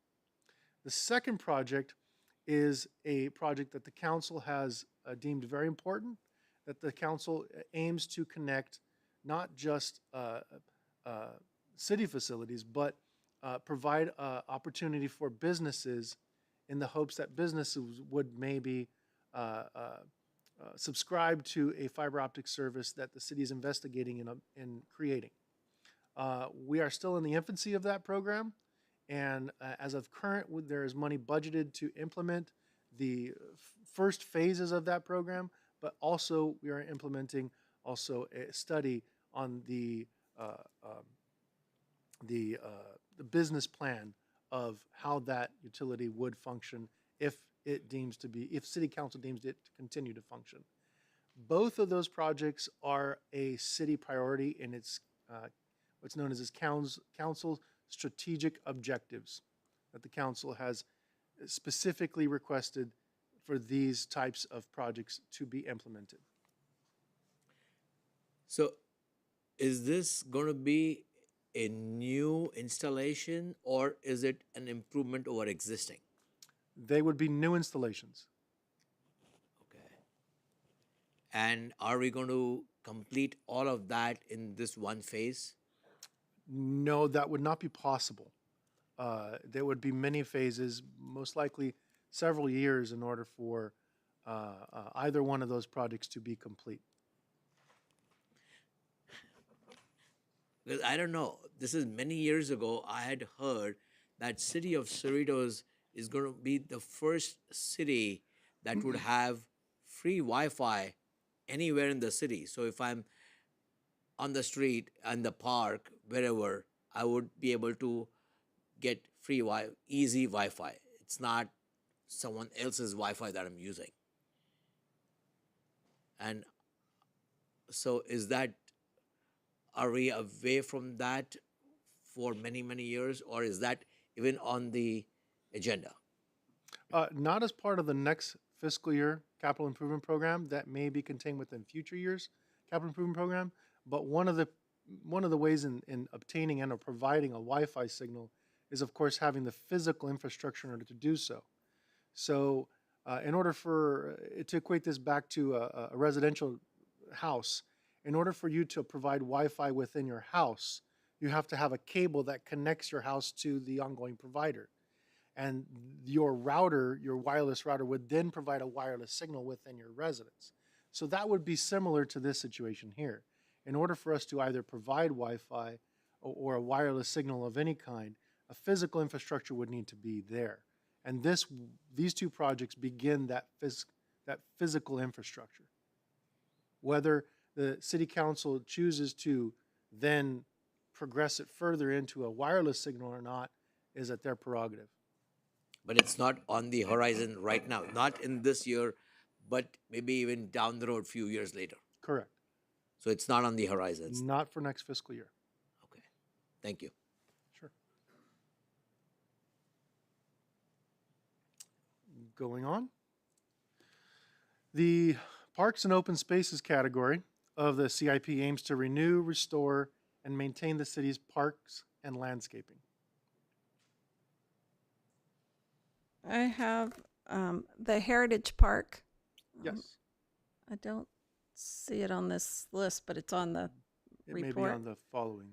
Yeah, so there's a picnic area on the island itself that is really in a bad situation. Is that Heritage Park Play Island renovation going to include that picnic area? Because it's a beautiful area. It's great to have. You can reserve to have your group there, but it's needs a lot of tender loving care. Thank you. That's something that staff has been looking into for quite some time.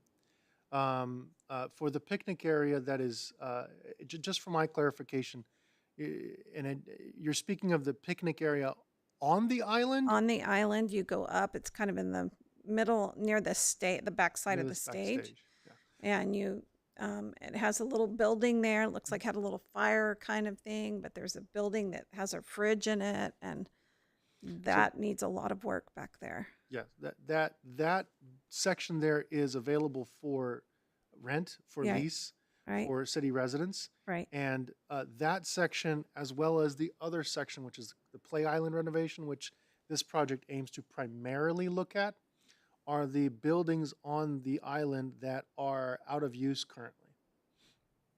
The buildings have play equipment that is damaged and is not possible to be repaired. So not just in terms of fabrication, but in terms of liability. So the laws that govern childhood playgrounds will not allow those types of installations to be installed back in those buildings as they once were approximately 20 years ago. So what this project aims to do is to hire an architect. In fact, the original architect that performed the Heritage Island renovation in the early 2000s to re-renovate that play area and other locations on the island to preserve the overall aesthetic appeal and the overall historical aspect of the play equipment. So in this fiscal year, this project would obtain an architect, and the time frame for this next fiscal year aims largely at designing the new improvements that would replace and or augment and or modify the existing ones in place, such that the following fiscal year, most likely, we will be able to rebuild those locations for reuse for the children. That would not, primarily, again, it focuses on those play areas that have been shuttered currently, but it will take a look at the overall island as well, which would include not just the rentable space, as you're mentioning, but also what is known as the North Church. Okay. Yeah, I would my humble opinion, I would think a couple $1,000s could go in and really clean up that picnic area that people would want to rent it. And the money will be back within the year based on what they charge to rent it, because I've rented it before. And if we've got $300,000 and we can peel $1,000 or $2,000 off to do that, that money's going to replace itself. So I would ask that you pass that along to someone and say, hey, can we look at this? And because you'll get the return on the money. Certainly. Okay, that's all the questions I had about that section. Thank you. Any other questions about parks and open space? Moving on. Sewer improvements. The sewer improvement section of the CIP aims to, of course, ensure ongoing, uninterrupted sewer service to the city. Sewer, as you may know, is the backbone of any society, of any city.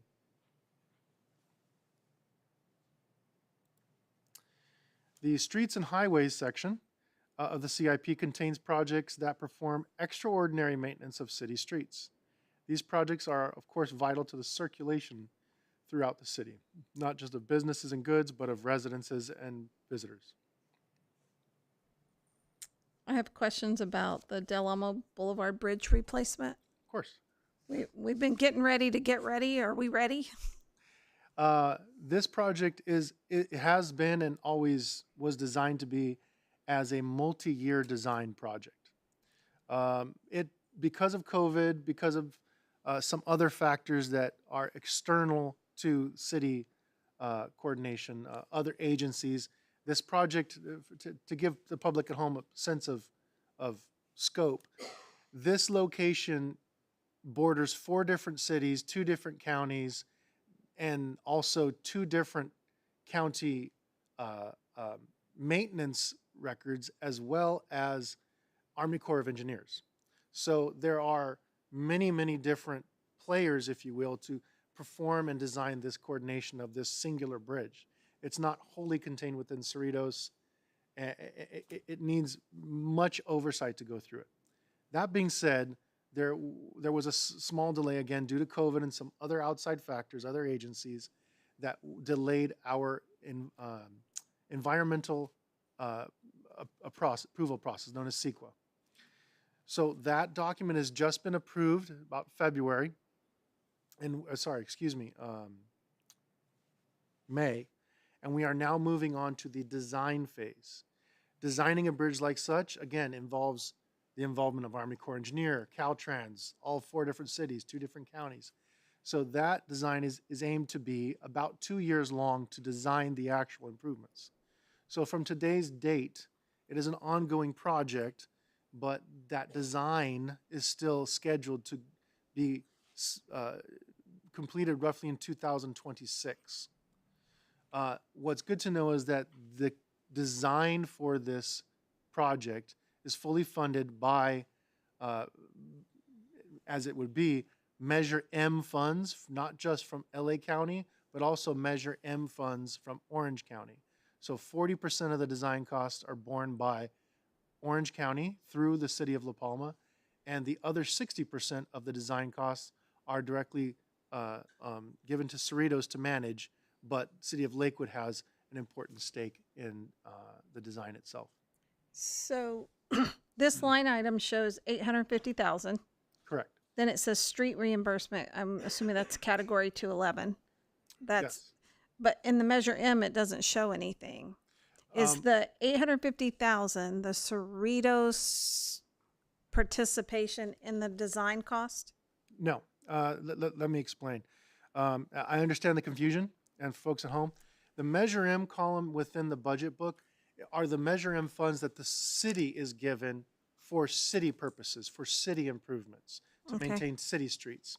But the reimbursement funds, the Measure M funds that are paying for this particular design are county regional funds. So the county is giving us Measure M funds aside of the Measure M funds that are, for lack of a better word, owed to the city of Cerritos. So there is a separate agreement for specific Measure M funds outside of the quote-unquote normal Measure M funds that the city receives on a yearly basis. And those are relayed into and represented within the budget book as street reimbursement funds. Because they must be used for that, to reimburse that project and only that project. Okay, thank you for that clarification. That's all the questions that I had. Commissioner Javari? The very first item arterial landscaping at various locations. Where all are these? What locations? Citywide, for all arterials. So as you probably have noticed, throughout the years, landscaping tends to die. No matter how much we water it, no matter how much we maintain it, it is a living product.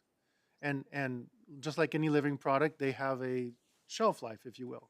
So over time, again, regardless of how well we maintain certain bushes, certain grass, whatnot, they tend to die and need to be replaced. These funds are there to continue to replace that type of landscape where they are more generally needed. One example, most recently, was used on Bloomfield Avenue from Cerritos High School, the northerly limits, to South Street. I should say the city, not we, the city has re-landscaped both east and west side of the street. New trees, new shrubs, new irrigation, repaired any concrete that needed to be replaced, and removed all the trees that were causing all the damage and replaced them with new trees. So that's what these funds are used for. Locations of arterials that are in need of repair, need of planting replacement, that is something more than a tree or two trees or a bush here or there or an irrigation line that needs to be mended. This is a redoing of arterial locations. So you touched a very important subject, the trees. So are maintaining of all the trees in the city are a part of this, or that is separate? That's a very loaded question. There are, and the reason being, because it's a very good question. There are many projects within the CIP that address city trees. Some of them are residential projects, some of them are arterial projects, and some of them affect different types of trees. So the programs that would address trees on arterial streets, the two projects that would address trees on arterial streets would be this one that you mentioned, the arterial landscaping at various locations, and as well as the arterial street rehabilitation, the very next project. So when the Department of Public Works comes through and determines that a particular street, arterial street, from typically half a mile long, in other words, from one major intersection to the next major intersection, needs pavement rehabilitation, we look at the section of street on a holistic basis. We don't just repair the asphalt. We repair all the concrete. We repair the curb ramps. We repair the irrigation. We elevate the water valves. We repair any manholes. We repair any sidewalks. We repair any lights. We replace any street signs. And we remove and replace trees that are either diseased or have caused way too much damage to concrete or have been causing concrete damage over the years often. So those two projects deal with trees that are on arterial streets. There are three other projects, again within this section, streets and highways, that deal with trees in residential neighborhoods. So I guess I would have to ask you back the question, which trees are you speaking of, residential trees or arterial trees? Citywide trees, because that is a big concern for all the residents. Yes. And then I'll piggyback on what you mentioned, trees and then also sidewalks. Those are really of big concern to almost all residents of the city. May I propose then perhaps I explain the projects within the street sections, street and highway sections, and then perhaps that would educate the folks at home and give an overview of the projects that are here containing what they perform? Yeah, let me just add a comment to that. So I do see that there's the residential pine tree reforestation program, $700K for that. Yes. That's across the city, and you have how many trees that are going to be handled with that reforestation program? Do you know that number for the $700K? There are approximately 2,000 to 2,500 pine trees within residential neighborhoods. Mm-hmm. $700,000 that addresses, I would say, again, for lack of a better term, randomized trees. They're not they're not contained within a neighborhood. They are on a case-by-case basis, first come, first serve, for residents that have specifically requested that the pine tree in front of their residence be removed. So we currently have about 400 applications of residents that want their pine tree removed out of the roughly 2,000 to 2,500 trees. With the $700,000, that allows us to remove anywhere between 80 to 120 pine trees per year. The reason there's a big discrepancy between 80 and 120 is because when we remove the pine tree, it's not just removing the tree. It's repairing the concrete. It's repairing the irrigation if there is any. It's reestablishing the grade of the grass. It's reestablishing the asphalt adjacent to the concrete curb and gutter. Some trees cause massive damage. Some other pine trees have not caused as big of a damage as others. So there's a big discrepancy on location basis as to how many trees we can perform. So, but the $700,000 per year affords us, or 750, excuse me, affords us approximately anywhere between 80 to 120 trees per year. But again, those are not located in an area. They are first come, first serve, based on the list of those who have come, first serve. And so this next fiscal year, we can most likely take care of the oldest requests on a list of about 400, which leaves about another 300 residents still waiting. Well, and they keep moving up the list basically, unless others take priority because of safety. Correct. So it's basically the same program you had last year. This is just the next year's wave of it. Okay, thank you for that clarification. If you wanted to go through. Every project? Yeah, please. In this section? Sure, okay. So as already mentioned, the arterial landscape at various locations. This deals with streets that are not necessarily going to be rebuilt or reconstructed or rehabilitated. This will deal with landscaping, which includes trees, irrigation, any sidewalks along arterial sections for streets that are in decent shape, but the landscaping is in disrepair due to old age. The following project, arterial street rehabilitation, that is in accordance with our street pavement management plan. That has ranked all the arterial streets on a 0 to 100 basis, 100 being amazing, brand new, or at least driving like such. And we are addressing streets that are in the worst shape first, because that's what we have to do right now. And that project addresses not just the pavement, that project will address trees, concrete, curbs and gutters, curb ramps, any irrigation, and the pavement itself, of course. The arterial street center median irrigation controller placement, this is a request by council to modify the current existing irrigation controllers such that they are more intelligent. In other words, the irrigation controllers we have now are time-based. The new ones that we are investigating on installing take into determination weather patterns, take into determination quantity of water. They measure the humidity in the soil, so they know how much water to add to the medians and how little to add. Currently, the way that the irrigation controllers are, 5 minutes, this zone, next 5 minutes, that zone, and it just goes down like a time clock. So that's what that project does. The CDBG-funded curb ramp sidewalk repairs at Cerritos Town Center. That is a continuation of a project that we've done just this fiscal year.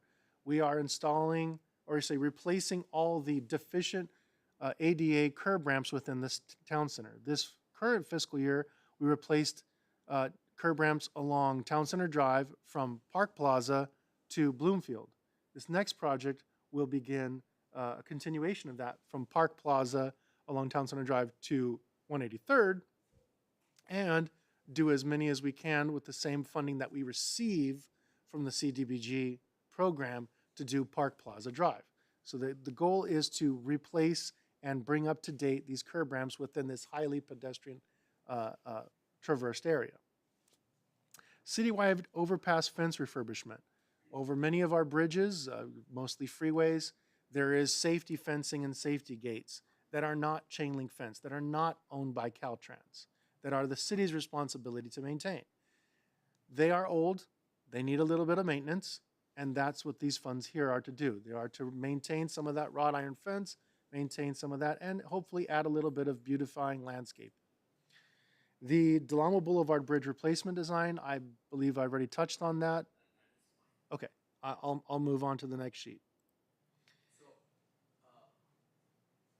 1 second. Would you like me to go back a slide?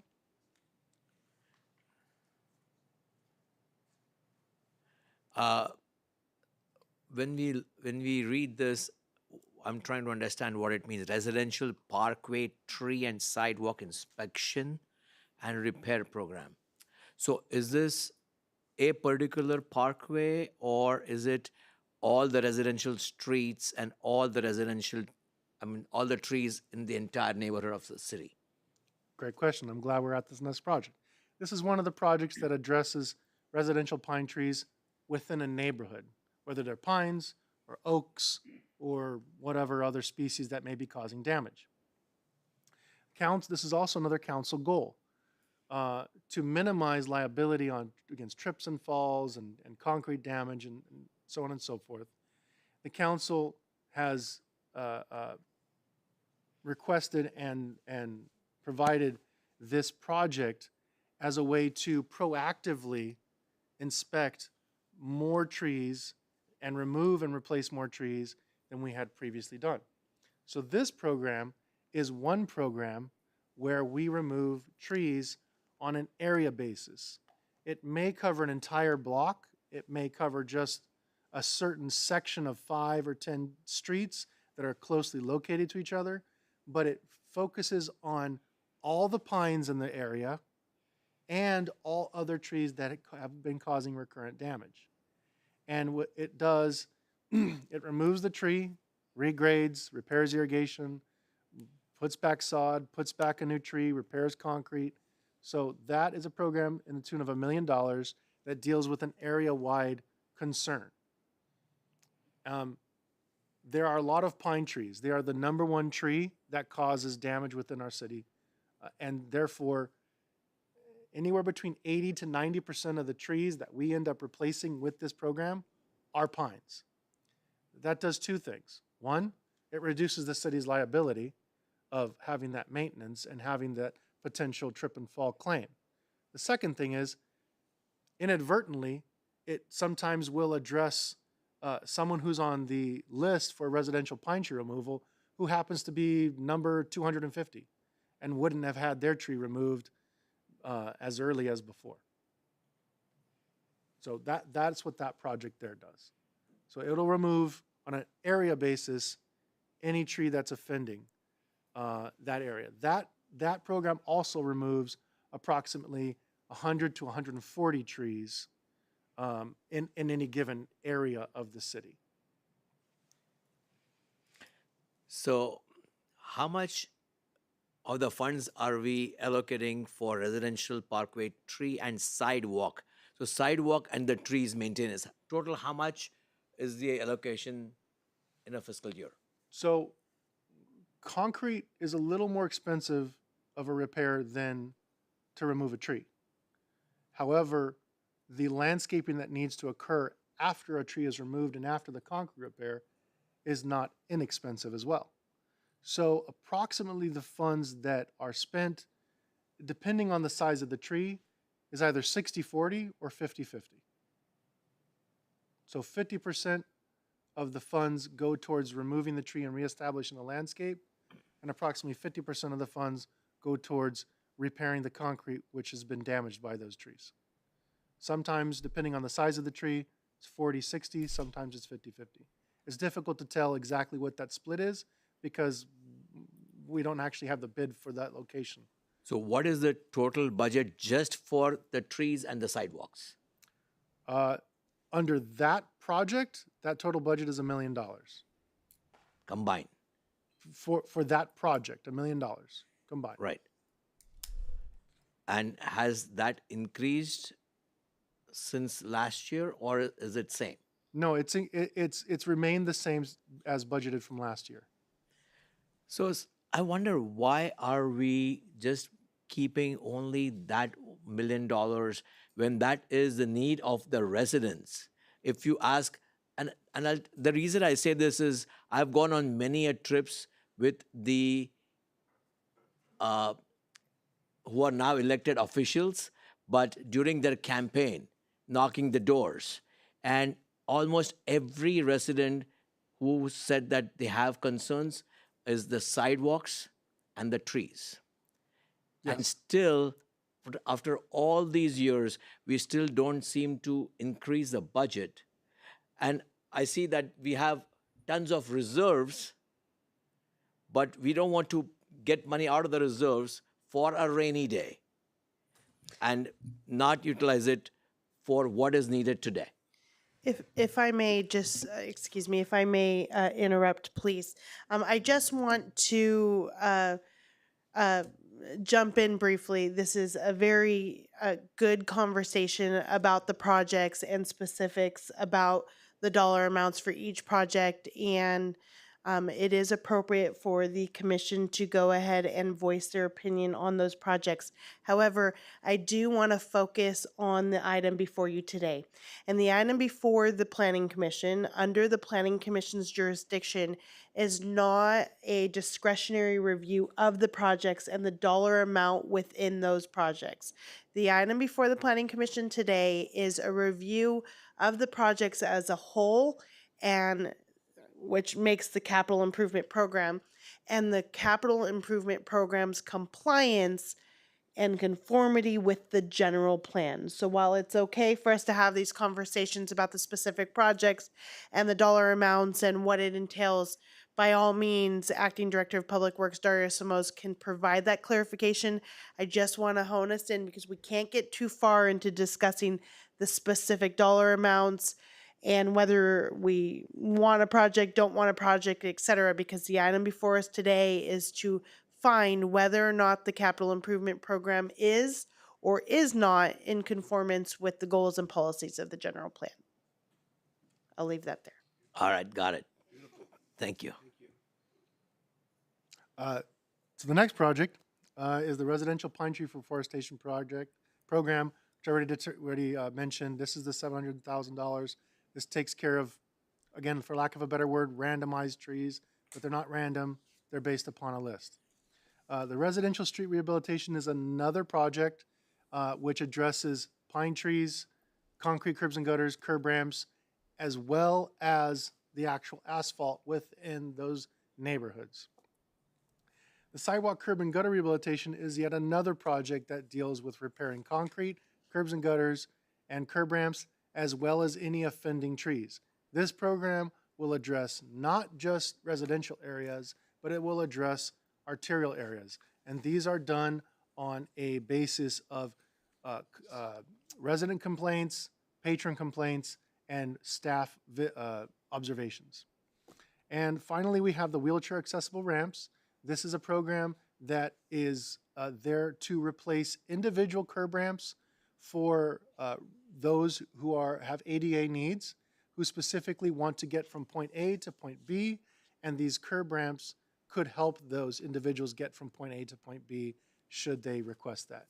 If no one has requested those at the end of the fiscal year, those funds are utilized within a different street program so that the city gains that benefit either way. Moving on to the traffic signal section. The traffic signal section of the CIP aims to upgrade and improve the city's many traffic signals. The water improvement section of the CIP sets forth projects that improve and ensure the continuous flow of this much-needed resource.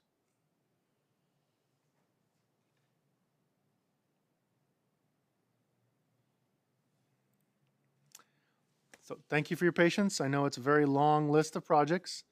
At this time, staff is recommending that the commission find the capital improvement program for fiscal year 2024-25 in conformity with the Cerritos General Plan, and additionally recommends to waive reading of the attached resolution as listed on the screen.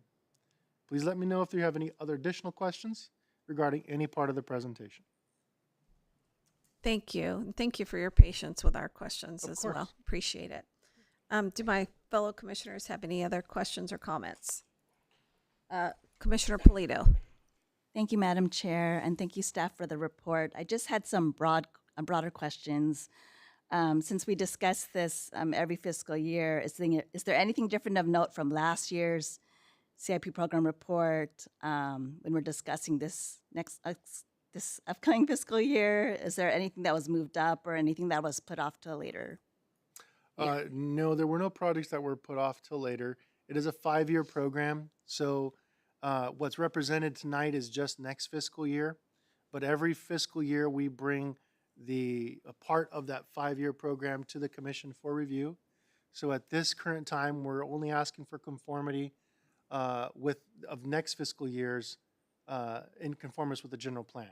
So no projects have been removed or deleted or moved up, if you will.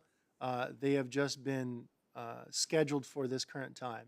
Some of them may have become more urgent, but they have not been forgotten. Thank you. Is it appropriate to open for public comments on this agenda item? Okay. So I will now open this agenda item for public comments. And seeing there's no one here in the audience, I will close the public comments and ask the commission for a motion at this time. I make a motion. Second. Okay, so I have a motion by Commissioner Javari, and it's to adopt a resolution of the Cerritos Planning Commission finding the proposed City of Cerritos Capital Improvement Program for fiscal year 2024 and 2025 in conformity with the Cerritos General Plan, and that was seconded by Commissioner Byrd. Yes, thank you, Madam Chair. I will go ahead and activate the vote.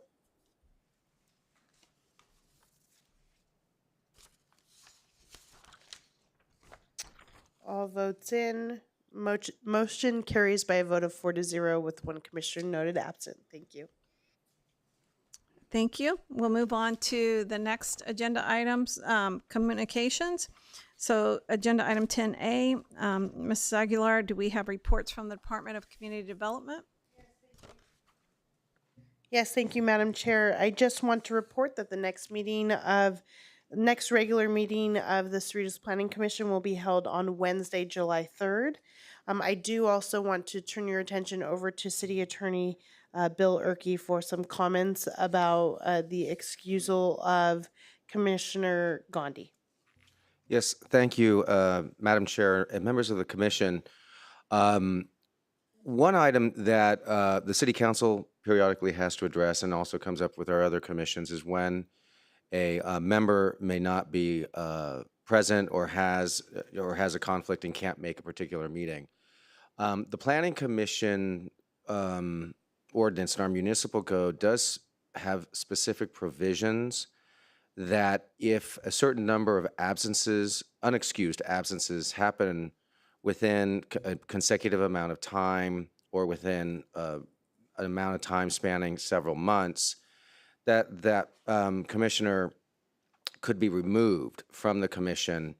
And the way to avoid that from happening is to get an excused vote from the commissioners present and noting that in the minutes. And at the city council meetings, that is typically a process that may be done after roll call is taken and a commissioner may be, or a council member may be absent, or it may technically be done at any time during that meeting or even the following meeting. The important point is that a vote is taken, it's recorded in the minutes.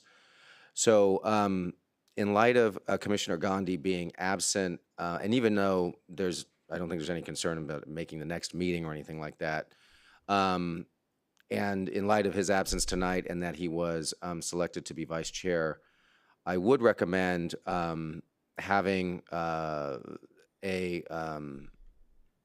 I guess it can be done by concurrence, just a majority, or of all those members present excusing his absence, and so that that can be noted in the record if that is the commission's desire, and we can get that, we can take care of that right now. So, clarification, would it be just as well to motion that we excuse his absence and then roll call it? Yes, that's fine. Okay, so I'll make a motion that we excuse Commissioner Gandhi's absence from this meeting. Oh, I have questions.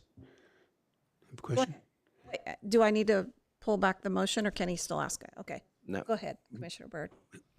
How many years has he been on the commission, do you know? Ballpark? 4. 4, and 4, yes. how, I know he's not always here. So how many times has he missed? And what's acceptable? Thank you, Commissioner Byrd. I don't have the number of meetings that he's missed before me today. The number acceptable would be. I'll chime Go in ahead. here. The municipal code for the planning commission is if a commissioner is absent 3 consecutive regular meetings,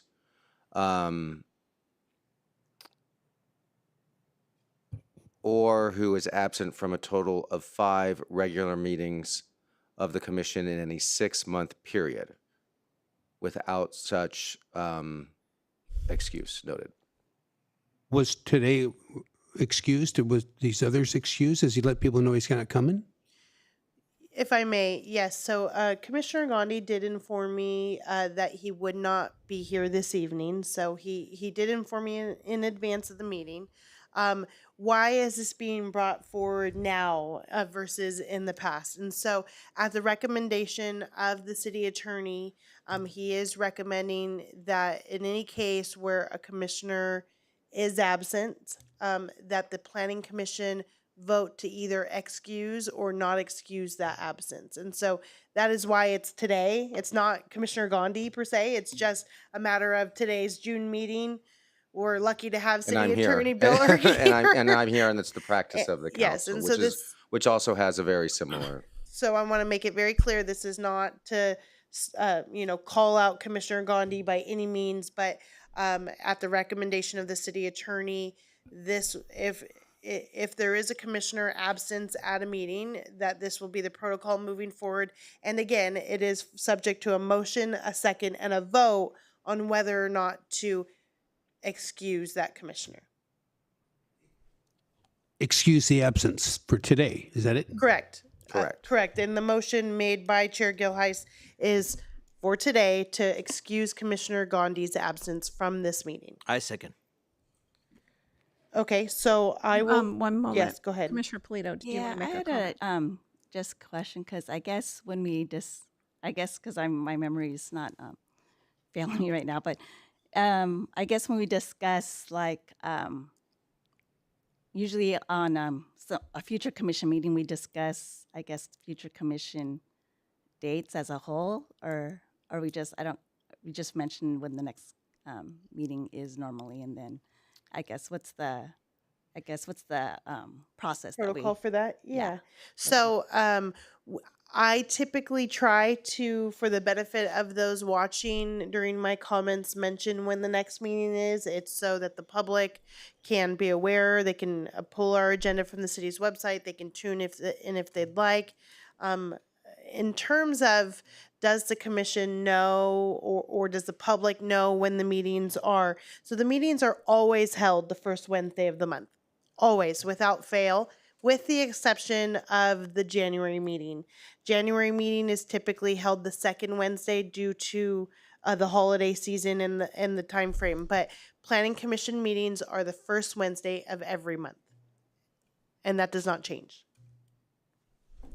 Thank you. I'm new, basically, right? So has he missed meetings years before? Multiple meetings in years before? I'm trying to understand. I don't think this centers I around think that doesn't, in the previous years, don't matter as And long he as has not. what the attorneys Right. said is that it has to be 4 consecutive meetings in 6 or 5 consecutive meetings in 6 months, or 3 consecutive meetings. I think what's happening is our lawyer is telling us we need to follow a process that we haven't followed, and we're going to the start past. following it going forward. And we're going to start with tonight. And it's if a commissioner is absent in a future tonight or in a future meeting, we're going to make a motion and take a vote that that person is excused. That's correct. And if I could jump in and for the benefit of the commission, this is not, again, as Ms. Aguila said, because of Commissioner Gandhi or him being absent. It is just a protocol that is recommended to be followed because the municipal code does speak to absences and how they should be addressed. So if he'd have been here, we wouldn't have had this conversation. If he'd have been here and I was out, you would have had the conversation because that's the protocol Correct. going forward. Correct. And if I may also add, historically, as you know, when I do roll call as secretary of the planning commission, when I do roll call in the beginning and we take the roll call, we say, okay, for tonight's scenario, 4 commissioners present with Commissioner Gandhi noted absent for the record. So we are historically noting any such absences. It's a matter of whether or not the absence is excused at the discretion of the planning commission. So at the next meeting, if somebody was absent, you said after roll call or before we would make this, we'd conduct this process? It's probably best to do it as part of roll call once the roll call is completed and if there is a commissioner absent. Okay. To then address the issue. But it can be taken at any point during the meeting, for instance, like we're doing now towards the end of it. That's fine. I figured I want to make sure we got it on the right spot on the agenda. So for the benefit of everyone, can you, if you don't mind, can you repeat again how many absences? Sure, I'll read it from the municipal code. It's section 2.16.040, which says, notwithstanding any of the other provisions in this chapter that governs the Planning Commission, any commissioner who absents himself from any 3 consecutive regular meetings of the Planning Commission, unless excused from such attendance by consent of the commission expressed by action of record in its minutes, or who is absent from a total of 5 regular meetings of the commission in any 6-month period without such consent of the commission so expressed of record, shall thereby automatically forfeit his or her position or office as a member of the Planning Commission. And the name of such person shall automatically be removed from the membership of the commission immediately after the adjournment of any 3rd consecutive meeting or of any 5th meeting in the 6-month period. So there are provisions in the municipal code that I just want to make sure are addressed, and there is a protocol to have addressed. Again, it doesn't have anything to do with Commissioner Gandhi, the specific meeting being absent. And this comes from I just want to give additional context.